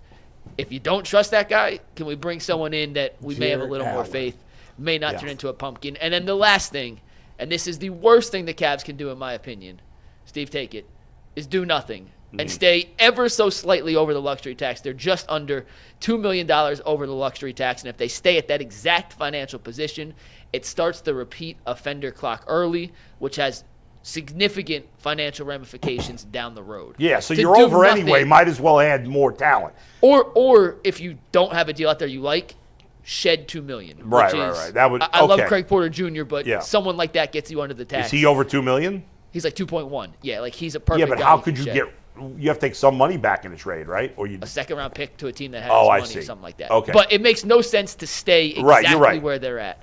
Either go get better, and you're really in the tax to start paying the repeat offender, but don't just dip your toe they in. wouldn't do that. You'd just get rid of Craig Porter Jr. I mean, he's No, not, I'm saying if you make a deal and you bring on more money, like a Cam Johnson, well, then it's okay. You're in the but sure. To then be we don't just care. that much over the luxury tax, that would be stupid. It makes no sense. I do like. I thought it was interesting because I was expecting you to pick like positions that they need, and you went in a different way, which I actually think is more interesting. I think Mike's order is absolutely correct. Does anybody disagree with it? Like, does anybody want to move any of the things in a different order? I think skill set protection might be like skill set protection in terms of like bigs. Like we need another big or we need another small forward that we can find somewhere. Is that what you mean? Yeah. Yeah, just in now, case. really, 2 and 3 are kind of the same thing. Yeah, that's why I wouldn't see clarity. By getting skill set protection, on some level, you're probably boosting. Although you know, if you got like what's his name, who they did get last year in the buyout market, Morris. Like he wouldn't be in your playoff 8 unless somebody got hurt. Right. Exactly. And so it is a little different. But I mean, I definitely think the first thing in terms of the closing 5, like Dean Wade and who is it, Max Strus? Who did you say was the closing 5? It's Strus or Wade. One of those two. I feel like maybe I'm being unfair to Strus. To me, neither of those guys feel like a starting player or a game-closing player for a team that's going to win a championship. I don't know. Am I being unfair? In the last 3 or 4 games, because they're white. That's part of it. I'm not going to lie. No, the last 3 or 4 games, I've come to the conclusion that the Cavs do need to they need to make a move in order to give themselves a better chance to win it all. I think right now, as constituted, they are an Eastern Conference Finals team, but with a clear conscience, I couldn't, knowing the deficiencies defensively, knowing what the Boston Celtics will probably be like, I don't believe that they would be favored in that series at this point. No, they would not. I think that they need one more significant upgrade at the small forward position, and if you can get that upgrade, I think it helps your closing 8 players. I think you can move some people down, and I think it bolsters you a little bit. But if they stay where they are, I'll give them roughly about a 30% chance of winning the finals. All right, Mikey, so if they stay where they're at now and don't make any moves, what if they don't make any moves because they just can't make any moves? Like there's nothing that jumps out. Possible. No, that's very possible. But like I said, the worst case would be but we're not even going to worry about that right now because that's not pertinent to winning. No. That is simply just financial. Or at least not winning at the moment. But can we say this really quickly? And then like for me, we've been hearing it, and I know Jason says this all the time. They don't want to be in a luxury tax. They don't want. Listen, Dan, I know. Hey, I know. Can't take it with them. I know you don't want to be in a luxury tax. We're not planning for 6 years down the line. If you got an opportunity with a team that's ready to win right now, and you got to go into luxury tax, damn it, you got to go into luxury tax. And Dan is to his credit. I'm not going to call him out about money ever. No, Yeah. I mean, but I'm saying, I don't think. To me, when they say that, I don't think Dan is that short-sighted. Like, Yeah, right. I don't he's think so. never done that before. Like, if they got a legitimate chance to get a piece that's He's going to been cost willing him a to little do it. more, Yeah. I don't remember a time that he said no. I don't know that he would do it for a guy that's like a minor upgrade, but if they could really I get also a don't legit think upgrade. Kobe's going to take it to the table, take something to the table to Dan. Yeah. If it's not going to be a significant upgrade, Right, and that's help right. us put us over Yeah. the top. Like Right. it would be laughable for him to be like, you know what, we got to get this role player from Milwaukee. No, it's got to be something that really is going to impact the Right. team in the playoffs. Yeah. And to your point, I yeah. think you said this doesn't it that may be impossible. Yeah, if they you might can't not get- have enough ammunition to get a player that's a difference maker. My point in saying that is, ultimately. I think if they don't make a move, Yeah. it doesn't mean they just sat on their hands and they're just comfortable. Like, I Right. guarantee you they're out there making these calls and trying sure. to do everything in their power. Yeah. Listen, we wanted Kobe gone. We thought he was a joke. Like, Yeah. dude is just I got faith in him right balled now. Yeah. out Yeah. since he has been in this role and really put his nuts on the table last year when he decided to get rid of the coach and keep everything Yeah. else the same. And it We has were all worked out killing him. And he magically. was right. He was. He won He was 50 right. We were all wrong. He won and 50%, yeah. really, his tenure started with a terrible move signing Kevin Love, and pretty much everything else after that has been good. Now, this is the funny thing, and this is why GMs get paid the big dollars. Like, sometimes you make a move, then sometimes you're aggressive. I want to see, like, he didn't make the move. He made the move with the coach, didn't make the move with the roster. Now, it's the deadline. I'd be interested in seeing, okay, is he going to make the move, or is he going to stay pat? Because, there isn't really a pattern. You can't say, I stayed pat last year, so this year I'm going to stay pat. You just have to, it's always an evolving, fluid situation. But in the end, like, the Cavs have whatever percentage chance you think of winning a championship. This is I think we'd all agree, this is the first time that the Cavs, without LeBron, that I could ever remember since, I guess, Daugherty, Price, Nance, the first time without LeBron they've ever had a chance to win a championship. Yeah. Yes. In 30 years, whatever. Yeah. More. And so I think you have to go for it. But in the end, there's just so much Kobe can do. He's done what he can to some degree. You know, in the offseason, we were talking about trades because we thought they might break up the guards or break up the big guys. Well, none of us want that to happen now. Nobody wants Garland traded. Nobody wants Mobley traded. Of course not. We don't want to trade those guys. So if we can't trade from the big four, which we shouldn't, the Cavs don't have a first-round pick to trade for 6 years. So there's just so much they're going to be able to get. And the idea that they can get a clear difference-making player, I mean, if he does it, great job by Kobe. Yes. But I'm not going to kill him if he doesn't, because it's got to be almost impossible. I would say of these four, Yeah. the most realistic, obtainable, not messing up future cap sheets Pumpkin. is skill set protection in terms of the backup big. Oh, okay. Yeah, Just probably having- right. And that guy, whoever it is, Yeah. probably is in your playoff top 8. Are And these- he's only getting minutes if Yeah. either Mobley picks up quick 2 fouls, Allen gets a quick 2 fouls, and/or they get hurt. Can Yeah, you but check you're- this? Can you check this? These are the people that as of December were still available. Marcus Morris, All the buyout guys, you mean? yeah. Yeah, most of these guys are still out Jay there. Crowder, Yep. Bismack Biyombo, You don't want to. I'm friends with him on Facebook. Robert Covington. Jay Crowder did not go well here. No, he would not come back. He's not going to come back. Yeah. No. Gallinari still out there. Danilo. But none of these guys have been playing, right? Hey, that's what Like, you. Gee, let me ask This you, is like any a of those list guys from you like just 10 years named- ago. Any sure of those that's guys you accurate? just named, do they crack currently the No. Cavs top No. But here's the thing. Here's what I will say: JaVale McGee might. Here's No. the thing why I agree with what you said, that man. the protection is the most likely, but I disagree with the second part because who here would bet that Dean Wade's going to be healthy for the Well, playoffs? fascinating. That guy's hurt all the time. We just, by the way, we have an update on the Dean Wade injury. Yeah. It just came out literally in the last 5 minutes. The Cavs sent out a PR email that Dean Wade suffered a bone bruise, will be reevaluated in 2 weeks. I mean, I think that guy's had more bone bruises than every other player in the NBA combined. I feel like he's had 7,000 of them. Bone bruises is indefinite. Yeah. that's like He's always hurt, that guy. But here, listen, Karis LeVert be hurt a lot. Cares LeVert be hurt? But I think Dean Wade's the worst, though. But here's what I'm saying. What I'm throwing together is the worst. If you got Dean Wade and you got Caris LeVert and you got a Okoro that's always injured. Right. How can you count on But him? Dean Wade's the guy of the three you got to replace the most because Dean Wade does something that nobody else really does on this team. Well, two of those, that's difficult because Caris LeVert is your guy off the bench that can give you instant offense. Isaac Okoro is a guy that can guard multiple positions, is a good defender on the perimeter. Dean Wade can hit an open shot, and he's 6'8", 6'9".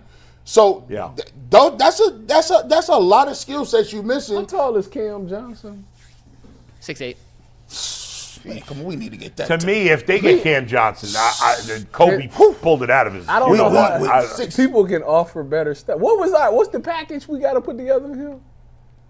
It's there's a couple different ways you can get to the $22 million, but it's 3 players they don't need and a bunch of second-round picks. Jalen, Tyson, LeVert, and someone, or Okoro, Niang, and Tyson. Is Jalen Tyson looked at as a player that could become a starter someday?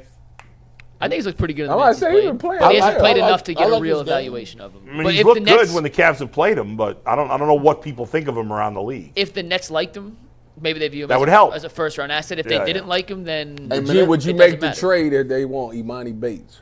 Whose birthday? It's Happy his birthday birthday today. to your Yeah, boy, yeah. Imani Bates. Yeah, man. What, he turned 21 today? When he played last night, got another some minutes What, last what is the whole thing with him He's and obsessed with Imani. why? He a hooper. That's I don't have any why. idea. He's that dude. No, he got it. He got that. Is this his Geno Smith? Yeah. Oh, it's worse. I think it is his Geno. Yeah, it's way. Well, then it's I way understand bigger. that. Yeah, it's way I bigger. It's understand. like this. It's like this, man. Like, listen, man. No, we can't give up in my. What are you talking about, bro? So you would veto the trade? Of course you would trade him. That's a trump card. That's a trump card. We tucking that away.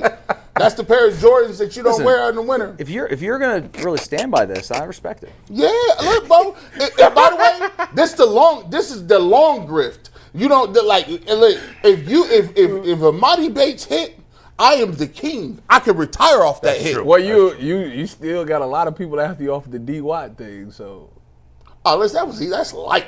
The Deshaun Watson 4,500. That was light. I need to come up. That with was an easy I've pivot. been money on my predictions. Martin Emerson, yeah. That's that guy upstairs. Genu, and by the way, you like Juan Thornhill. We'll talk about him later in the show too. Oh, yeah. Oh, we get to that? That clown? We're gonna get to I Thornhill. totally forgot about that, Mike. We're talking about this idiot Juan Thornhill. That definitely is on the rundown. Talking about Juan we're Thornhill? going I next. forgot. Oh, yeah, Well, let's get to that yeah, now. boy. That idiot. Yeah, brought him up. Let me do a read. We'll Yeah. get to Juan Thornhill. Hit the like button. Hit the What a subscribe button. hypocrite clown he is. Let me just. They should cut his Hey, ass. just say save it. Give me 1 second and just say hit the like I button. hit the forgot we were subscribe talking button. about that. I Yes. appreciate it. Okay, Hey, Bull you Sot, see let's that get over- right that's to your it. boy. In case you missed it, there was a social media exchange on Sunday and Monday between Juan my Thornhill goodness. and some fans. I will show you guys Yeah. three. Thornhill responded to a couple different fans. I'll show This you man. the 3 that we picked. This is the back and forth, and then you guys can react however you This want. dude. So, Juan Thornhill posted on TikTok. Steve, take this full here. Should be playing today, but ... Never mind. Chad bleeds Browns. Took a screenshot of the TikTok and said, "Is Juan Thornhill on TikTok possibly indicating he wished he stayed in KC or somewhere else?" Now, by the way, Hashtag who dog wouldn't pound. wish they would have stayed? Like, what person would rather be on the Browns than KC? So then, let me just finish getting through this. But go and ahead. talk. I'm still gonna rip Then him. Go Grant Pusker tagged Juan Thornhill and said, "Yo, Juan, you want to explain this one?" To which then Juan Thornhill responded, "Who doesn't want to be in the championship game? Y'all are annoying AF," which, as we all know, means as insert explicit that we can't say on the show. He also responded to a few other fans. Do you think the ... never mind was a shot at the Browns Bowl, or was he just What did he Being say to honest. the other fans, by the way? similar stuff like who doesn't want to be playing a When championship this guy game? came to town, before he'd been here 2 seconds, like every other loudmouth, and I'm a loudmouth, that comes to this town without knowing anything, oh, the media's too negative, which is absurd. He got mad at me. Remember that time? What did he get mad at me for? I can't remember it. I don't know, but he called you out specifically. Yeah, and he is a hypocrite, as most players are, to the highest order. First of all, as I say all the time, I'll reiterate it yet again. I could say 199 good things about a player. I'll never hear, "Oh, Bull, that was nice of you to say that." Not that I interact with players much. That was good that guy wrote a nice column. Jason Lloyd wrote a nice column about me. But you say one bad thing about a player and you're an ass, you're a this, you're that. Okay, fine, that's the way it goes. Tough shit for us, okay? But here's the thing. He came in here knowing nothing about the history of this team. He took his money and came here. He only came for the money, which is fine. I'd probably do the same thing. And he came for the money. He's played like absolute crap for 2 years.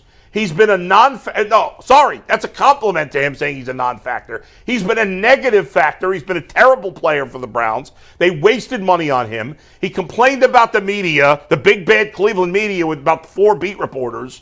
And then he too negative. Now he's essentially taking a shot at the team, and then he's shitting on fans that are asking him about it. So that's just completely ridiculous. Oh, he wants to be, I should be there. Well, if you were better, you'd be there because they don't re-sign. They're not good players, Juan Thornhill. They let them go. They had no interest in keeping you because you were not good enough. That's why they let you go. Bum. Man, caught the extra stray at the end, huh? Yeah. Go ahead, guys.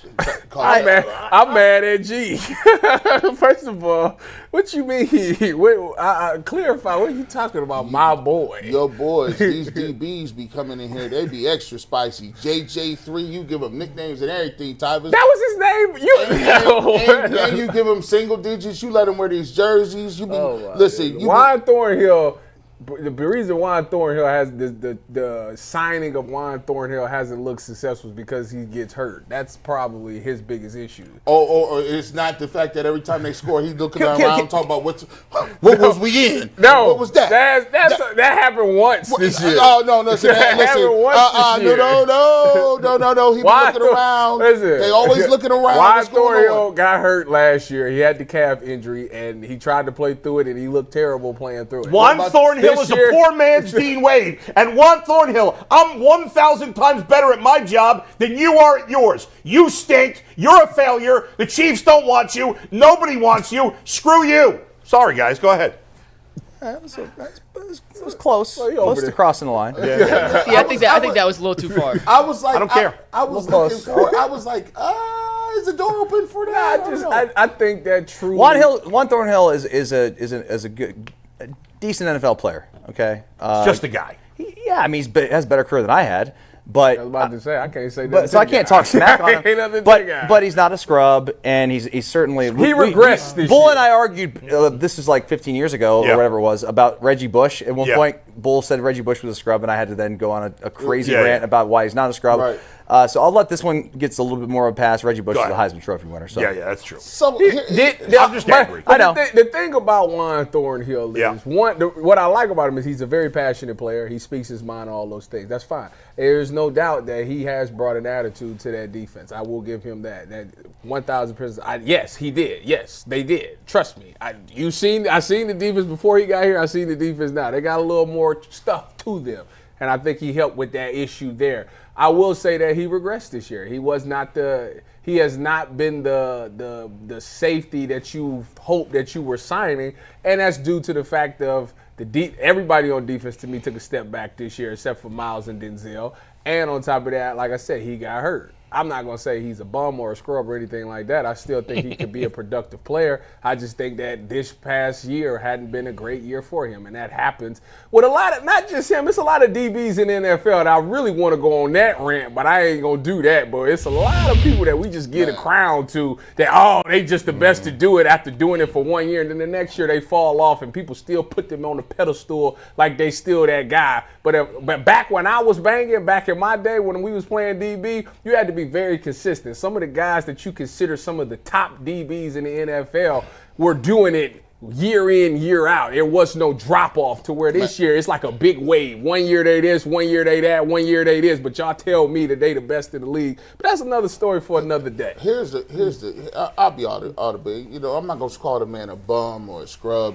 The dude is one of I don't know how many safeties that's starting in the league in the NFL. Like, you know, I'm not going to diminish what you put in as a player, but I will say this: the reason, and I'm going to explain this to you from, you know, maybe he might not know. I'm explaining this to you from a Browns fan's perspective. What you got to do is y'all got the guys that come in here. Y'all got to be students of the game. Y'all got to understand and look at the history of people coming here and basically getting the bag and not performing up to where they were. The Dwayne Bowes of the world, even Willie McGinnis got here. All these Paul Krugers of the world, guys that get He was a decent player. Kruger was a decent player. He was a decent player. He actually balled out a little bit. Mm-hmm. But when you talk about some of the other guys that would be stealing money or guys that would come in here, first thing first is they come in here with this attitude like, I'm going to show y'all how to win. Then we had Dwayne Bowe. Dwayne Bowe. Yeah, he missed.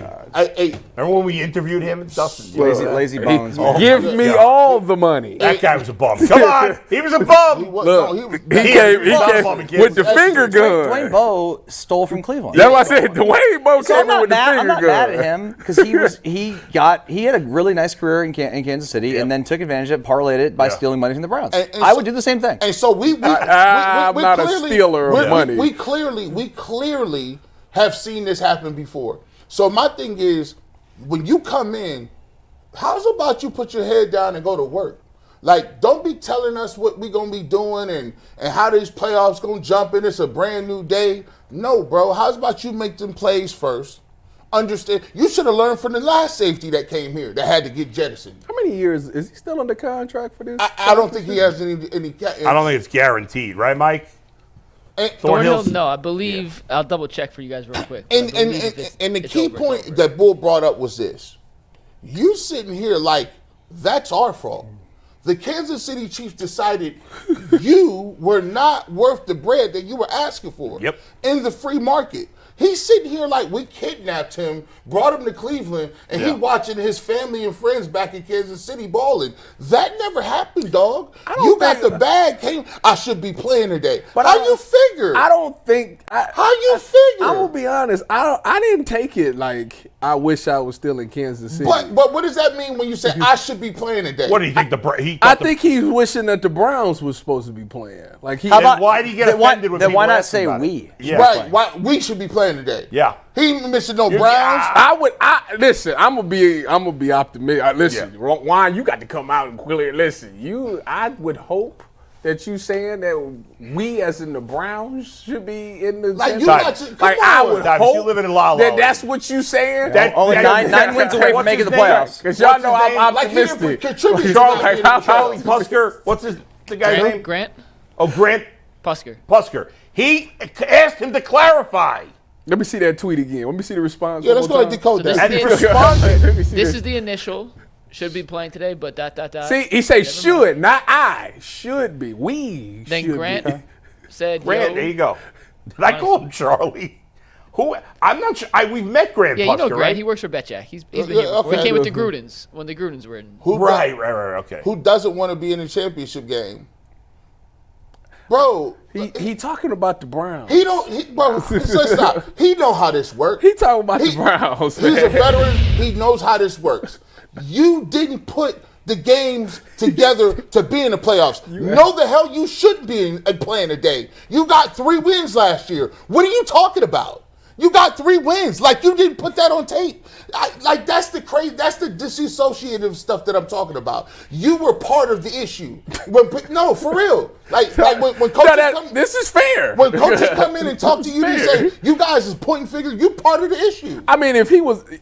You put that on tape. If he's saying we, and he trying to hold his teammates accountable, you should be all pro. If you was first team all pro, all right. Miles can say something like that. You know what I would like to see? I would like to see him in the weight room talk about we should be getting better.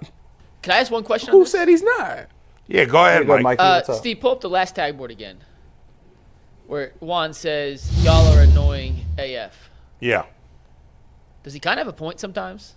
Yes, we are annoying. Browns fans can, and all fans, not just Brown, all fans can kind of be annoying. Let's just say all people on social media. Well, that's a better way to put it. Okay. Here's the thing, guys. We just wasted 7-8 minutes on this guy who's not even going to be here when the Browns make the playoffs the next time. So, what are we doing? Who cares?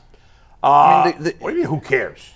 He's not going to be here. All right, but Mike, the fans are paying. I'm not. The reason the players make so much money is because the fans live and die with the sport. So when you shit on the fans, then I'm going to call you scrub, whether it's fair or not. But look, for me, listen, I'm as pro player as they come. Listen, I might as well be on the Players Association. You're not worse than me. But you are He's apologizing you for are me. I'm not apologizing and you for are even further that way. Yeah. All I'm saying is this: as a player, and people who play, you know, you don't respect that comment because, like, you know if your team was good enough, and you know if you're talking about the Browns, either way it was wrong. The Browns ain't good enough. We need to be getting better. And I was part of the team that put 3 wins on the tape. If you're talking about the Chiefs, I don't play for the Chiefs no more. They didn't sign me. They out there putting work in. Instead of you sitting there telling me about how you should be playing, you got to beat those dudes to get to where you're going. So why are you sitting up here with a pity party on TikTok when you could be put like, come on, bro? And by the way, Mike, if the fans are so annoying, he doesn't need to be on social media. Yeah, he's like correct. our job, we need to be on social media. I'm just asking the question. We are annoying. No, I don't think fans are annoying. There's always going to be some annoying people. If Grant Pusker's question was completely reasonable, he could have said that was no diss on the Browns. I'm just disappointed we're not there, or I'm not there. And then it's the end of conversation. Instead, he had to be a jerk about it. Or if he said, hey, our team is just as talented, I feel, as those two teams, and I'm disappointed in the way we played last year. Y'all are more upset with his response to the tweet than the actual TikTok video. No, I don't like none of them. I don't like the initial, but the response to the tweet, to me, proves that it had the initial TikTok had malice intent.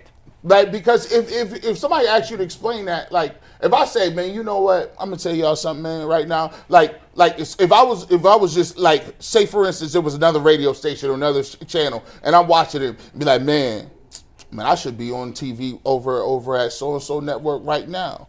And people was like, well, damn, you on UCSS, G. Bush? You care to explain that? Nah, y'all annoying. Like, nah, bro. Like, I would say, no, I love my people. Tyvis, Dustin. Hey, listen, we gang over here. We Hey, I'm saying, I think I'm better on air than every single person on ESPN, without exception, on all their talk shows. You and I this morning talked about how you believe you would do a better job on First Take than Stephen A. 100%. And Stephen A's the second best in the game, but I'm better. But he ain't crying. That's all I believe. He ain't crying on TikTok. Are you the first Put me in there. Put me in there. Whoa. All right, guys. Whatever. One more topic to get to today. All right, go ahead. I'm going to just hit the button. Become a member. If you want overtime content today, we got a cool Twitter actually provided something good for once. Yeah. Story that we're going to show you guys on Twitter that happened at the Cavs game last night. $1.99 starters tier, $4.99 members tier. It's members only exclusive content, so become a coaches tier member. But I texted you about this yesterday, and it's funny that Juan Thornhill and his interaction with the fan led to this conversation. And that's maybe good producing or maybe just inconsequential or coincidental. That's the word I'm looking for. But, Dustin, I want to start with you on this as you wear your tennis hat here. There is no right or wrong answer for the record. This is all your opinion. I'm curious. We'll start with Be Smart. Which sport do you think online has the smartest fans? And it's obviously what we see on our social medias. But in your opinion, baseball, basketball, football, tennis, which sport do you think is the smartest fans? The smartest fans? We're doing the dumbest next, but we'll start with the smartest. Golly. I did see this in the rundown. I should have a better prepared responses because I was thinking about this driving in today. And, like, I want to – obviously I'm wearing tennis, and I'm a tennis fan and all that stuff, so it would be, like, very convenient for me to say tennis. But I'm actually going to say basketball. I think that the fans of the NBA specifically online provide like the really, I don't know. I think that there's some really good insight that you can gain. I think football fans are, I don't want to say dumb, but it's so easy to talk about football because there's so much nuance that goes into it on every play that it's kind of just like easy to talk about it, and anybody can have a take.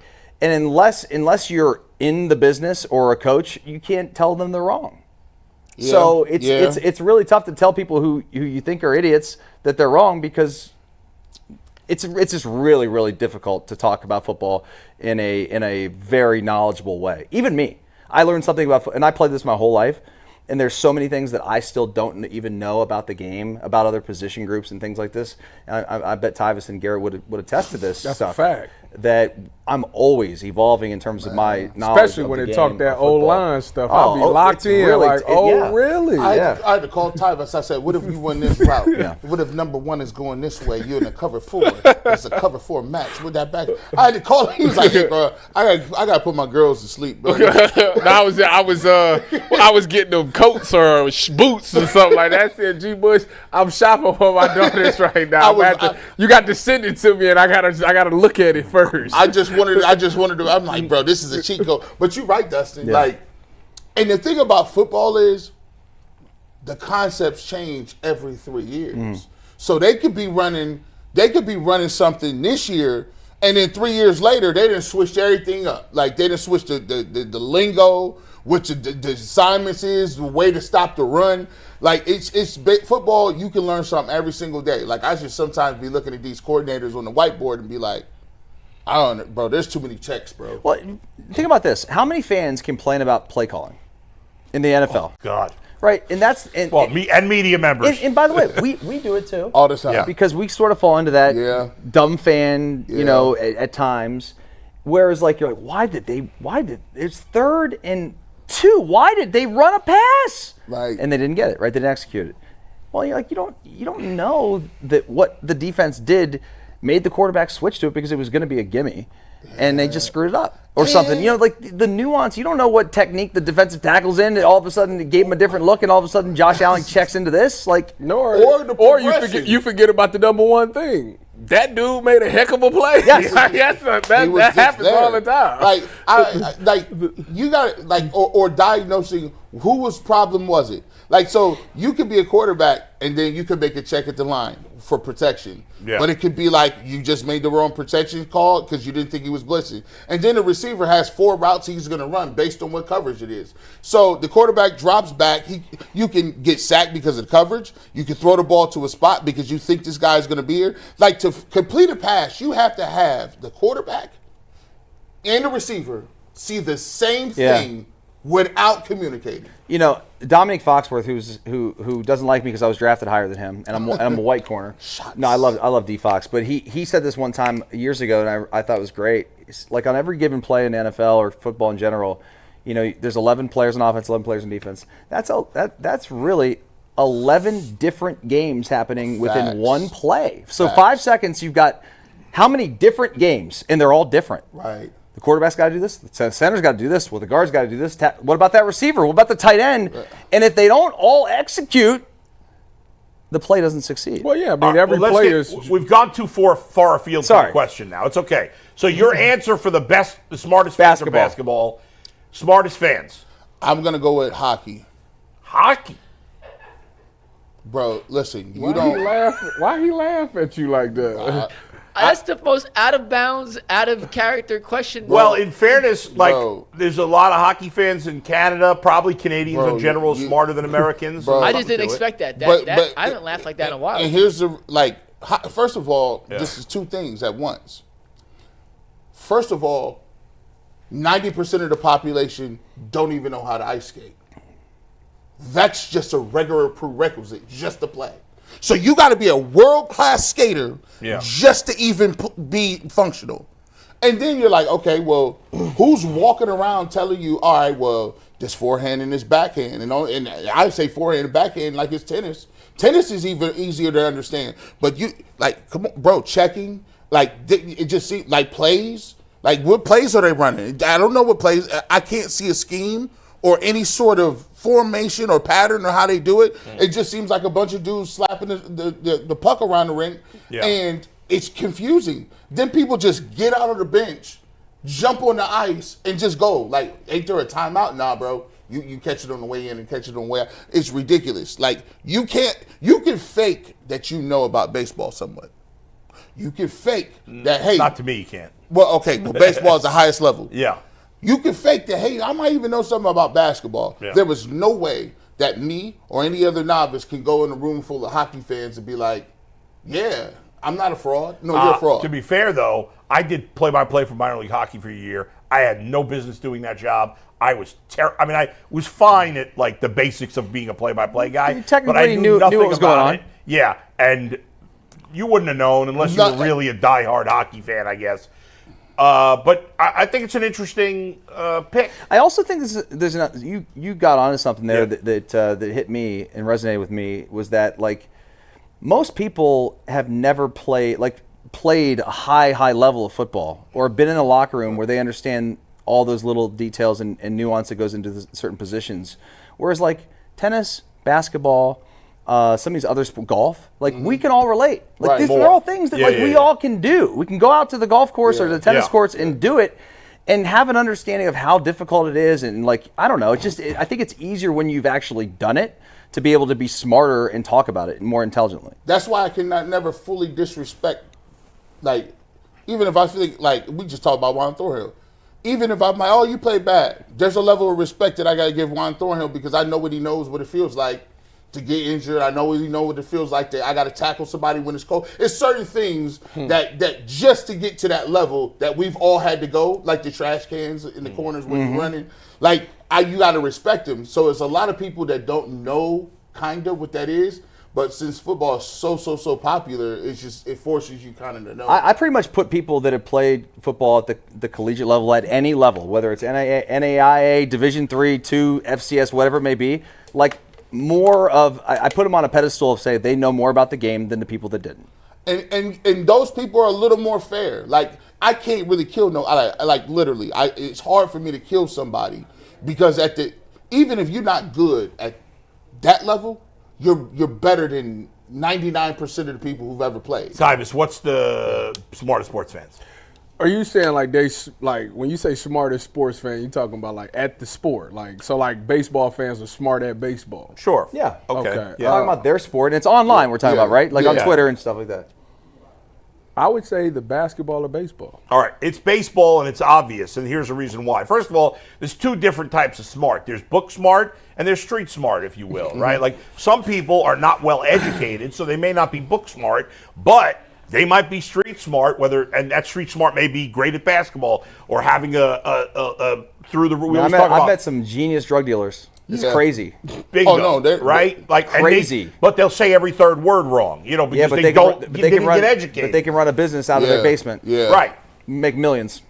And so first of all, the more you watch a sport, if you're a diehard, the more you watch it, the smarter you're going to become. Like, if you've watched a sport for 40 years as opposed to 5 years, you're probably going to be more knowledgeable about that sport. Well, baseball has the oldest audience.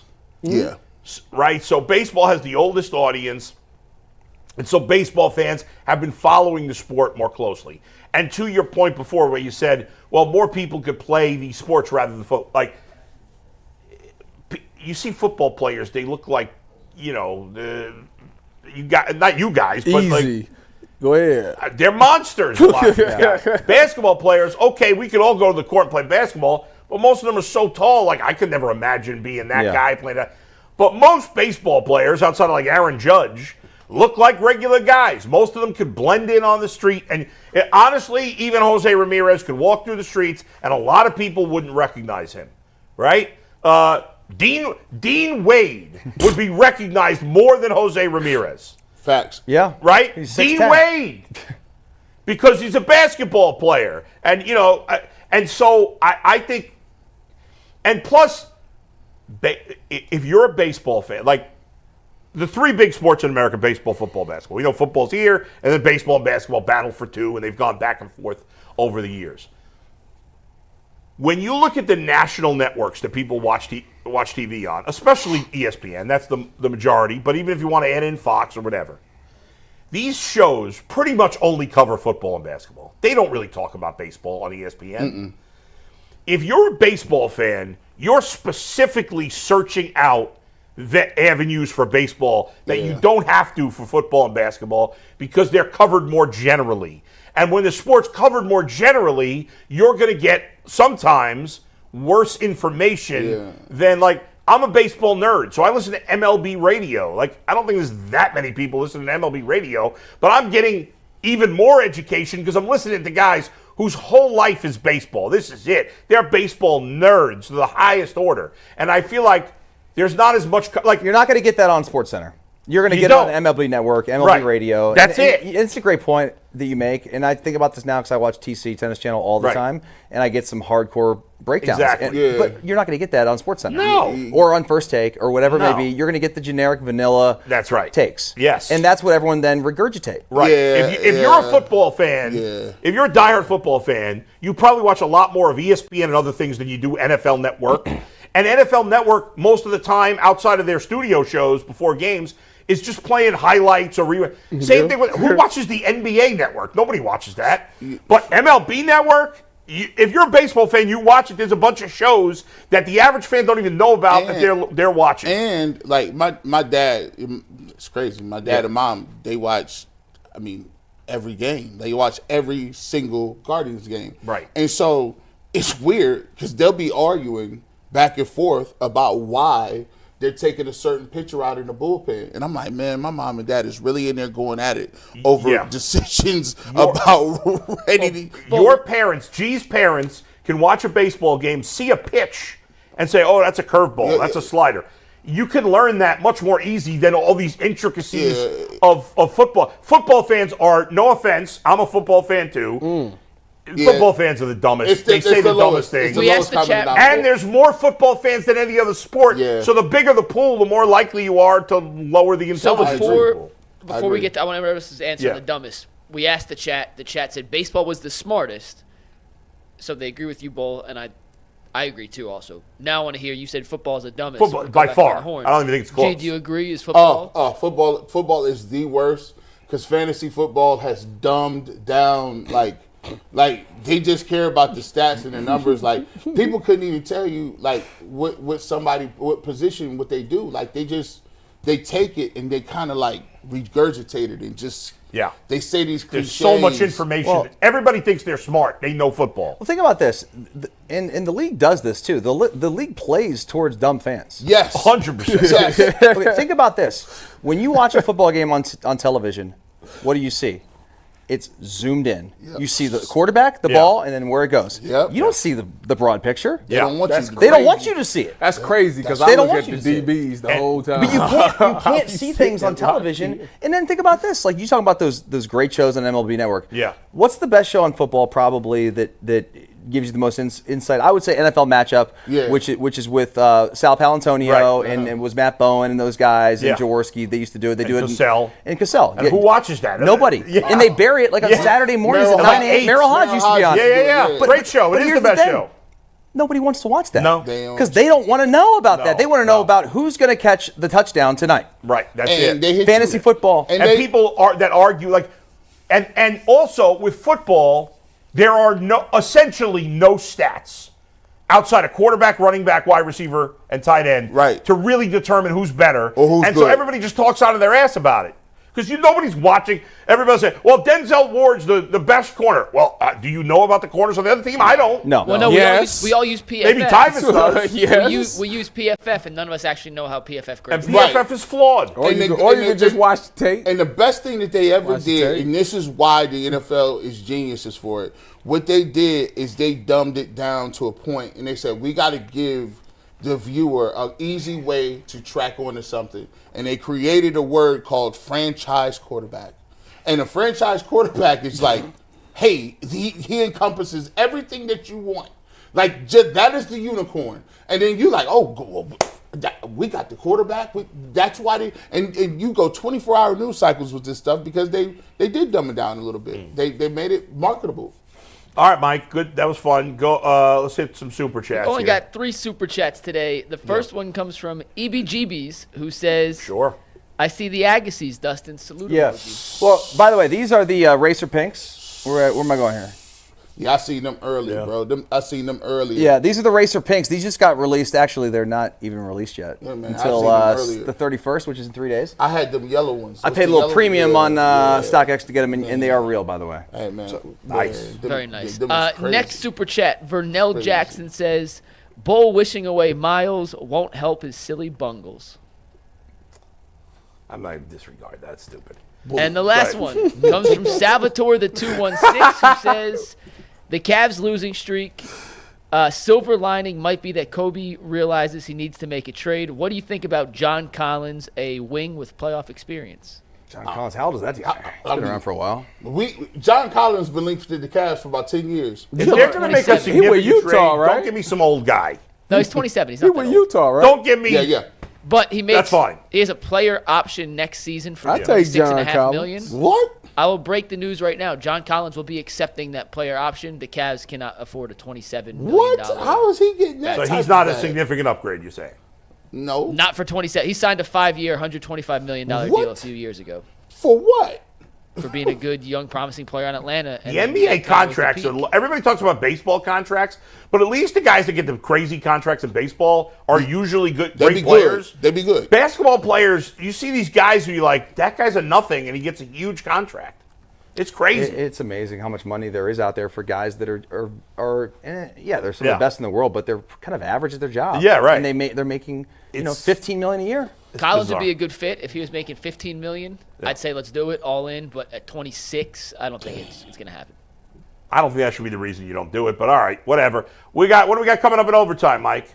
A cool story from the Cavs game last night that if you don't follow me on Twitter, you wouldn't see. And it's actually a story of something that good happened on the Everything app. All right, it's coming up in 90 seconds. We'll see you. Peace.